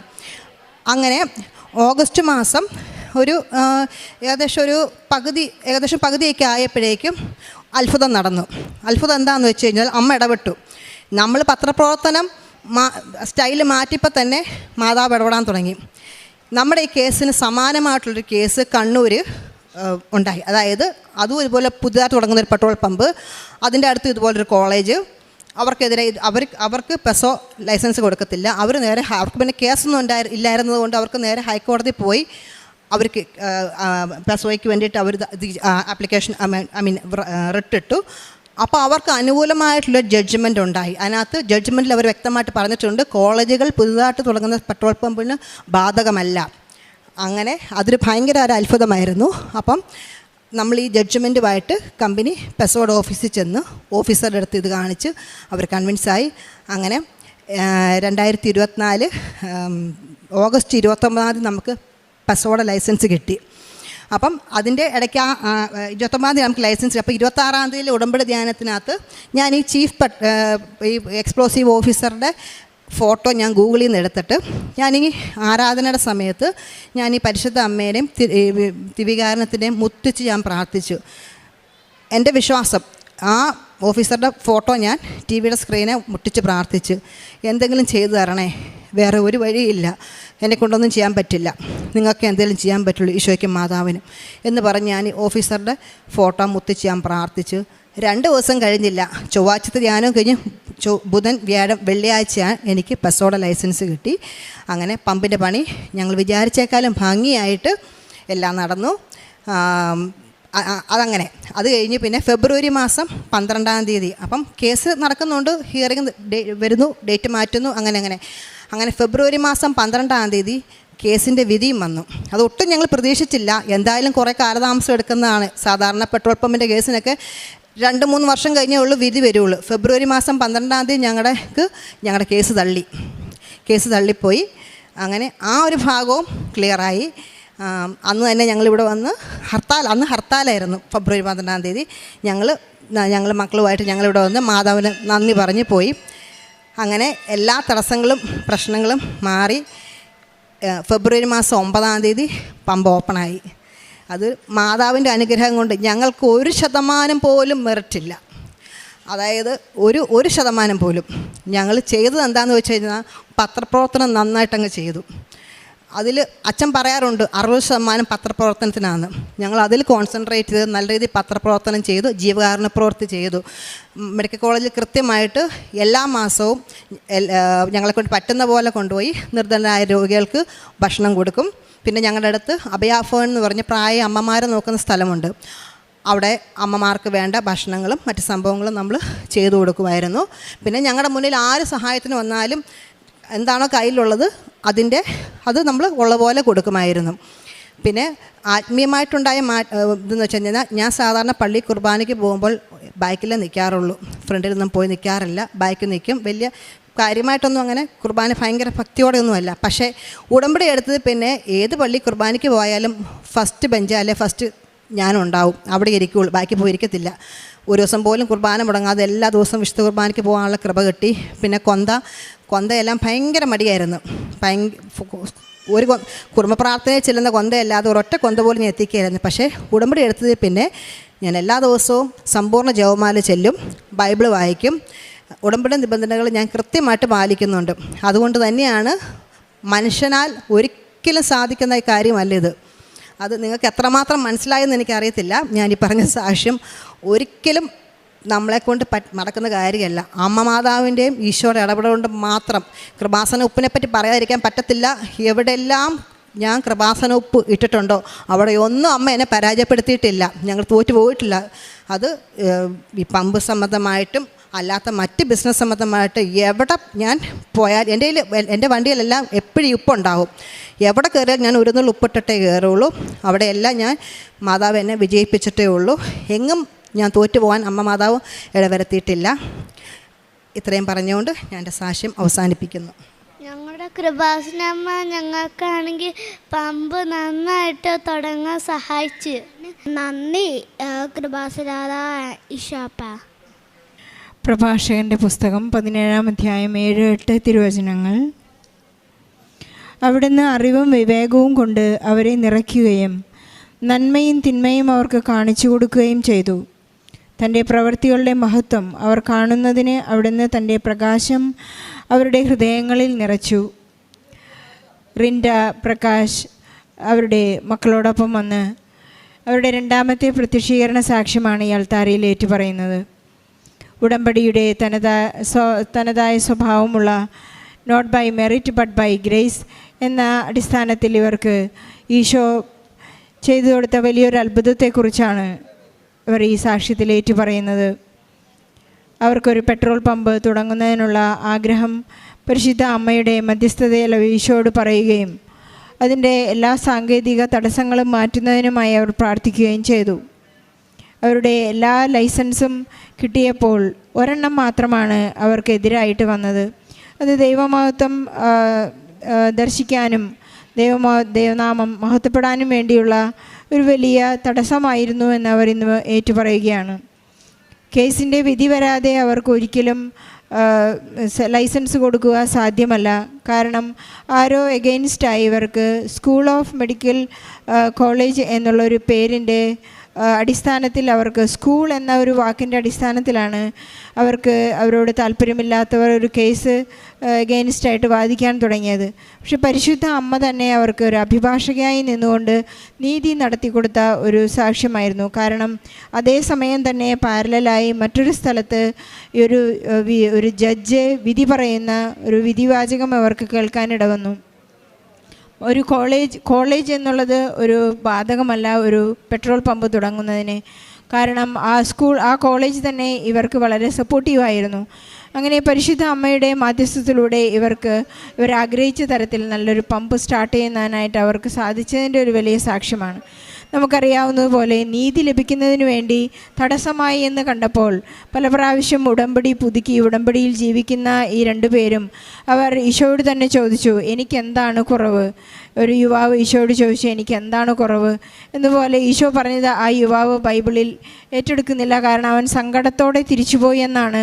നിനക്കൊരു കുറവുണ്ട്, നിനക്കുള്ളതെല്ലാം വിറ്റ് എന്നെ വന്ന് അനുഗമിക്കുക എന്ന് പറഞ്ഞപ്പോൾ ആ യുവാവ് സങ്കടത്തോടെ തിരിച്ചുപോയ ആളൊരു ധനികനായിരുന്നു. പക്ഷേ ഇവിടെ റിൻഡയും പ്രകാശം ചെയ്തത് തങ്ങളുടെ കുറവ് എന്താണെന്ന് ഈശോയോട് തന്നെ ചോദിച്ചപ്പോൾ പരിശുദ്ധ അമ്മ അവർക്ക് വെളിപ്പെടുത്തി കൊടുത്താണ്. നീ എന്നെക്കുറിച്ചുള്ള ആ വിശ്വാസ പ്രഖ്യാപനം നടത്തണം. അതാണ് നമ്മുടെ പ്രേക്ഷിത പ്രവർത്തനം. അവർ വളരെ ഭംഗിയായി ഈശോയെക്കുറിച്ച് സംസാരിക്കുവാനും ഈശോയെ കൈമാറുവാനും ഈശോ രൂപപ്പെടുന്നത് നോക്കിക്കാണുവാനും അനുഭവിക്കുവാനും തുടങ്ങിയപ്പോഴാണ് അവർക്ക് അവരുടെ കേസുകളും അവരുടെ പ്രവർത്തനങ്ങളെല്ലാം വളരെ പെട്ടെന്ന് പെട്രോൾ കത്തുന്നത് പോലെ അവർക്ക് സാധ്യമായതെന്ന് ഏറ്റുപറയുകയാണ്. ഈശോയോട് പീലാത്തോസ് ഒരു ചോദ്യം ചോദിക്കുന്നുണ്ട്, വാട്ട് ഈസ് ട്രൂത്ത്? എന്താണ് സത്യം? അവിടെ അങ്ങനെ ആ ചാപ്റ്റർ അവസാനിക്കുന്നതായി നാം ബൈബിളിൽ കാണുന്നു. വഴിയും സത്യവും ജീവനുമായി ഈശോ തന്നെയാണ് സത്യം നമ്മളെ സ്വതന്ത്രരാക്കുമെന്ന് നമ്മോട് കൽപ്പിക്കുന്നത്. സത്യമാണ് എപ്പോഴും നമ്മെ സ്വതന്ത്രരാക്കുന്നത്. കാരണം സത്യം തന്നെയായ ഈശോ നമ്മോട് കൂടെയാണ് എപ്പോഴും. ഈശോയോട് കൂടി സഞ്ചരിക്കുമ്പോൾ ഈശോയോട് കൂടി ജീവിക്കുമ്പോൾ നമുക്കൊന്നും തന്നെ പേടിക്കേണ്ടതായിട്ടില്ല. റിൻഡ പറയുന്നു, ഞാൻ എപ്പോഴും ഇവിടെ നിന്നുള്ള ലഭിച്ചിട്ടുള്ള നേർച്ച വസ്തുക്കളാണ് എൻ്റെ വലിയ ആയുധമായി ഞാൻ കൊണ്ടുപോകാതെ എവിടേക്ക് കയറി ചെന്നാലും ഞാൻ ആദ്യം തന്നെ ഉടമ്പടി ഒപ്പിട്ട് വിശ്വാസ പ്രമാണത്തോടുകൂടി ചൊല്ലിക്കൊണ്ടാണ് ഞാൻ എപ്പോഴും ഈശോയെ സാക്ഷ്യപ്പെടുത്തിക്കൊണ്ടാണ് പരിശുദ്ധമ്മയുടെ മാധ്യസ്ഥത്തിലൂടെയാണ് എൻ്റെ എല്ലാ കാര്യങ്ങളും നടക്കുന്നത്. ഒരുപാട് ഉടമ്പടി പുതുക്കിയത് കൊണ്ടോ ഉടമ്പടി പേപ്പർ നാം എടുത്തു വെച്ചത് കൊണ്ടോ പ്രയോജനമില്ല എന്നാണ് റിൻഡയ്ക്ക് പറയാനുള്ളത്. കാരണം ഉടമ്പടി നാം ഈശോയോട് ചെയ്യുന്നത് അത് പ്രഖ്യാപിക്കുവാനും ജീവിക്കുവാനും അതിൻ്റെ വിശ്വാസ പ്രയോഗം നടത്തുവാനും വേണ്ടിയാണെന്ന് ഈ സാക്ഷ്യത്തിലൂടെ നമുക്ക് മനസ്സിലാക്കാം. റിൻഡയ്ക്കും കുടുംബത്തിനും ലഭിച്ച എല്ലാ അനുഗ്രഹങ്ങൾക്കും നന്ദി പറയുന്നതോടൊപ്പം നമ്മുടെ എല്ലാ ജീവിത പ്രശ്നങ്ങളെയും സങ്കടങ്ങളെയും തകർച്ചകളെയും ഒറ്റപ്പെടുത്തലുകളെയും എല്ലാം നമുക്ക് ഈ സാക്ഷ്യത്തോട് ചേർത്ത് വെച്ച് ഈശോയ്ക്കും പരിശുദ്ധ അമ്മയ്ക്കും. എൻ്റെ പേര് ജസ്റ്റിൻ തോമസ്, ഭാര്യ ആഷ്ന, മോൻ എയ്ഡൻ. ഞാനിത് 2ാം തവണയാണ് പരിശുദ്ധമ്മ നേരിട്ട് ജീവനോട് പ്രത്യക്ഷപ്പെട്ട ഈ സന്നിധിയിൽ സാക്ഷ്യം പറയുന്നത്. ഞാൻ ആദ്യമായി ഉടമ്പടി എടുത്തത് 2025 ജൂൺ മാസം 9-ാം തീയതിയാണ്. അതിനുശേഷം 2ാമത്തെ ഉടമ്പടി പുതുക്കിയപ്പോൾ മാതാവിനെ എടുക്കാൻ സാധിച്ചു. ഈ മാസം 11-ാം തീയതി വന്ന് 3ാമത്തെ ഉടമ്പടി പുതുക്കിയപ്പോഴും മാതാവിനെ എടുക്കാൻ സാധിച്ചു. എൻ്റെ ആദ്യത്തെ സാക്ഷ്യം എന്ന് പറഞ്ഞാൽ, ഞാൻ ഭാര്യയായിട്ട് ഇൻ്റർവ്യൂവിന് കൊണ്ടുപോയി തൃശ്ശൂർ ഇവിടെ GH ഹോസ്പിറ്റലിൽ. അന്ന് വളരെ അത്ഭുതകരമായിട്ട് മാതാവ്, സഞ്ചാരി മാതാവെന്ന് പറയുന്നത് എൻ്റെ ജീവിതത്തിൽ ആദ്യത്തെ അനുഭവമാണ്. അപ്പോൾ ഭാര്യയെ ഞാൻ കൊണ്ടുപോയപ്പോൾ ഒരുപാട് പേര് ഇൻ്റർവ്യൂവിന് വന്നിട്ടുണ്ട്. ഏറ്റവും അവസാനത്തിന് മുമ്പത്തെ ആളായിട്ടാണ് ഭാര്യ കയറി പോയത് ഇൻ്റർവ്യൂവിന്. അവിടെ നിന്ന് ഇറങ്ങിപ്പോകുന്നവരൊക്കെ ഞാൻ എങ്ങനെയുണ്ട് ഇൻ്റർവ്യൂ എന്ന് ചോദിച്ചു. അപ്പോൾ അവരൊക്കെ പറയുന്നത് കിട്ടത്തില്ല ചേട്ടാ, അവർ നമ്മളെടുക്കാൻ വേണ്ടിയിട്ട് ഇൻ്റർവ്യൂ നടത്തുന്നതല്ലെന്നാണ് പറഞ്ഞത്. ആദ്യമായിട്ട് ഹാപ്പി ആയിട്ട് എനിക്ക് കിട്ടി എന്നും പറഞ്ഞ് എന്നെ എടുത്തു എന്ന് പറഞ്ഞ് വന്നത് എൻ്റെ ഭാര്യ മാത്രമാണ്. അപ്പോൾ അങ്ങോട്ട് ആ ചേംബറിലേക്ക് പോകുന്നതിന് മുമ്പ് ഞാൻ ഉടമ്പടി തൈലം വിശ്വാസപ്രമാണം ചൊല്ലി നെറ്റിയിൽ അതുപോലെ തന്നെ ചുണ്ടിൽ ഞാൻ തൊട്ട് കൊടുത്തിട്ടാണ് വിട്ടത്. അതുപോലെ ഉടമ്പടി ഉപ്പ് ഞാൻ കയ്യിൽ കൊടുത്ത് വിട്ടു, നാവിൽ ഞാൻ തൊട്ട് കൊടുത്ത് വിട്ട ശേഷമാണ്. അപ്പോൾ അവിടെ നടന്ന കാര്യങ്ങൾ ഇപ്പോൾ ഭാര്യ തന്നെ നേരിട്ട് അവളുടെ അനുഭവം പറയുന്നതായിരിക്കും. എൻ്റെ പേര് ആഷ്ന, ഞാനൊരു നേഴ്സാണ്. കല്യാണമൊക്കെ കഴിഞ്ഞ് 8-9 വർഷത്തെ ഗ്യാപ്പായിരുന്നു. അപ്പോൾ എനിക്ക് ഹോസ്പിറ്റലുകളിലൊന്നും ജോലി ചെയ്യാൻ പറ്റുന്നുണ്ടായിരുന്നില്ല. അത് തന്നെയല്ല, ഹസ്ബൻഡ് 108 ആംബുലൻസിലെ നേഴ്സാണ്. അപ്പോൾ 24 ഹവേഴ്സാണ് ആൾക്ക് ഡ്യൂട്ടി. അപ്പം ഞങ്ങൾ 2 പേരും ഡ്യൂട്ടിക്ക് പോയി കഴിഞ്ഞാൽ മോനെ നോക്കാൻ ആരും ഉണ്ടാകത്തില്ല. അതുകൊണ്ട് എനിക്ക് ഒരു 10 തൊട്ട് 4 വരെയുള്ള ഒരു ജോലി കിട്ടണം എന്നുള്ളൊരാഗ്രഹം ഉണ്ടായിരുന്നു. അപ്പോൾ അതിനുവേണ്ടി ഞങ്ങൾ പ്രാർത്ഥിച്ചു. അങ്ങനെ അതിൻ്റെ ഫലമായിട്ട് MLSP എന്ന് പറയുന്നൊരു പോസ്റ്റാണ്. നമ്മൾ ഹോസ്പിറ്റലിൽ ചെയ്യുന്നതിൽ നിന്നും വളരെ വിപരീതമായിട്ടാണ് ഈ ജോലി എന്ന് പറയുന്നത്. എനിക്കതിനെക്കുറിച്ച് ഒന്നും അറിയത്തില്ലായിരുന്നു. എങ്കിൽ പോലും ആ സമയത്തിൻ്റെ 10 തൊട്ട് 4 വരെയുള്ള ജോലി ആയതുകൊണ്ട് എന്തായാലും ഇൻ്റർവ്യൂവിനൊക്കെ പോകാമെന്ന് വിചാരിച്ചു. എനിക്കാണെങ്കിൽ ഈ 9 വർഷത്തോളം ഗ്യാപ്പ് ഉള്ളത് കൊണ്ട് ഇൻ്റർവ്യൂ ഒക്കെ എങ്ങനെയാവും, എക്സാം എങ്ങനെയാവും, ഭയങ്കര ടെൻഷനായിരുന്നു. ഒന്നും പഠിച്ചൊന്നുമില്ല. പക്ഷേ മാതാവിനോട് പ്രാർത്ഥിച്ചു. ഉപ്പ് കുറച്ച് പോക്കറ്റിലൊക്കെ ഇട്ടുകൊണ്ടാണ് പോയത്. എൻ്റെ റിട്ടേൺ എക്സാമിന് 150 പേരോളം ഉണ്ടായിരുന്നു. റിട്ടേൺ എക്സാമിൽ കുറേ ക്വസ്റ്റ്യനൊക്കെ ഞാൻ പണ്ട് പഠിച്ചിട്ടുള്ളതാണ്. പക്ഷേ ഏകദേശം ഒരേപോലത്തെ ആൻസറൊക്കെ ആയിരുന്നതുകൊണ്ട് എനിക്ക് ആകെ കൺഫ്യൂഷനായിരുന്നു എന്താണ് ചെയ്യേണ്ടതെന്ന്. പിന്നെ എനിക്ക് തോന്നിയതിനൊക്കെ ഞാൻ ടിക്കറ്റിട്ട് പോന്നു. റിട്ടേൺ കഴിഞ്ഞപ്പോൾ ഞാൻ പറഞ്ഞു എനിക്കറിയത്തില്ല കിട്ടുമോ എന്നുള്ളത്. കാരണം ഇത്രയും ആൾക്കാരുണ്ട്, പിന്നെ എഴുതിയിരിക്കുന്ന ആൻസറൊക്കെ ശരിയാണോ എന്നും അറിയില്ല. എന്തായാലും മാതാവ് അനുഗ്രഹിച്ച് എനിക്ക് 36ാമത്തെ സ്ഥാനം കിട്ടി ആ റിട്ടേൺ എക്സാമിൽ. അങ്ങനെ ഇൻ്റർവ്യൂവിന് വിളിച്ചു. 1 മാസം കഴിഞ്ഞായിരുന്നു ഇൻ്റർവ്യൂ. അതിന് പോയപ്പോൾ എനിക്ക് അതിലും ടെൻഷനായിരുന്നു. കാരണം റിട്ടേൺ എക്സാമിന് നമുക്ക് എന്തെങ്കിലുമൊക്കെ പേപ്പർ വരച്ച് വെച്ചാൽ മതി. ഇൻ്റർവ്യൂ എന്ന് പറയുമ്പോൾ ഒരു ഇൻ്റർവ്യൂ ബോർഡിൻ്റെ മുമ്പിൽ പോയി നിന്ന് ആൻസർ പറയുകയാണ്. അപ്പോൾ ഒന്നും അറിയാതെ എന്ത് ചെയ്യുമെന്നുള്ള ആകെ ടെൻഷനായിരുന്നു. അവിടെ ചെന്ന് കഴിഞ്ഞിട്ട് എന്ത് പഠിക്കണമെന്നൊന്നും എനിക്ക് വലിയ ഐഡിയ ഇല്ലായിരുന്നു. അവിടെ ചെന്ന് കഴിഞ്ഞ് ഞങ്ങൾക്കൊരു 52 പേരോളമായിരുന്നു അവർ ഇൻ്റർവ്യൂവിന് സെലക്ട് ചെയ്തിട്ടുണ്ടായിരുന്നത്. അതിൽ 36ാമത്തെ ആയിരുന്നു ഞാൻ. അപ്പോൾ ഈ ആദ്യം പോയവരൊക്കെ വന്നിട്ട് വരുമ്പോൾ ഞങ്ങൾ ചോദിക്കുന്നുണ്ട് എന്താ ചോദിച്ചത്. അപ്പോൾ അവർ കുറച്ച് ക്വസ്റ്റ്യനൊക്കെ പറഞ്ഞു. എന്നിട്ട് പറഞ്ഞു ഭയങ്കര ടഫാണ്, 2 സാറുമാരും ഒരു മേഡം ആണ് ഇരിക്കുന്നത്. ആ മേഡം ഭയങ്കര ഇതായിട്ട് ക്വസ്റ്റ്യൻ ചോദിക്കുന്നുണ്ട്, നമ്മളെ ഇട്ട് വലപ്പിക്കുവാണ്, ഒരു രക്ഷയില്ല എന്ന് പറഞ്ഞാട്ടാണ് എല്ലാവരും ഇറങ്ങിപ്പോകുന്നത്. അത് കണ്ടപ്പോൾ എനിക്ക് ഒന്നുകൂടെ പേടിയായി. കാരണം വന്നിരിക്കുന്ന മിക്ക പിള്ളേരും PSCക്കൊക്കെ പഠിച്ച് അത്യാവശ്യം നന്നായിട്ട് അറിവുള്ള കുട്ടികളായിരുന്നു. എനിക്കാണെങ്കിൽ ഇതിനൊന്നും അറിയത്തില്ല. ഞാൻ ആകെ വിഷമിച്ചു. എനിക്ക് കിട്ടത്തില്ല എന്നുള്ള ഒരു ഇതിലൊക്കെ തന്നെയാണ് ഞാൻ നിന്നതും. പിന്നെ ഇറങ്ങി വന്നവരോട് ചോദിച്ച ആ ഒരു 2 മണിക്കൂർ കൊണ്ട് കുറച്ച് ക്വസ്റ്റ്യനൊക്കെ പഠിച്ചു. പിന്നെ ഒരു ലാസ്റ്റ് ഒക്കെ ആകാറായപ്പോഴത്തേക്കിനും ഞാൻ തീരുമാനിച്ചു ഇനി ഞാനൊന്നും പഠിക്കാൻ നിൽക്കുന്നില്ല. എന്തായാലും ഞാൻ പ്രാർത്ഥിക്കുന്നേ ഉള്ളൂ, മാതാവ് തരുന്നെങ്കിൽ ഈ ജോലി തരട്ടെ എന്നുള്ളൊരു ഇതിലിരുന്നു. എന്നെ കയറുന്നതിന് മുമ്പ് തന്നെ എനിക്ക് അവർ CV നമ്മുടെ കയ്യിൽ തരും.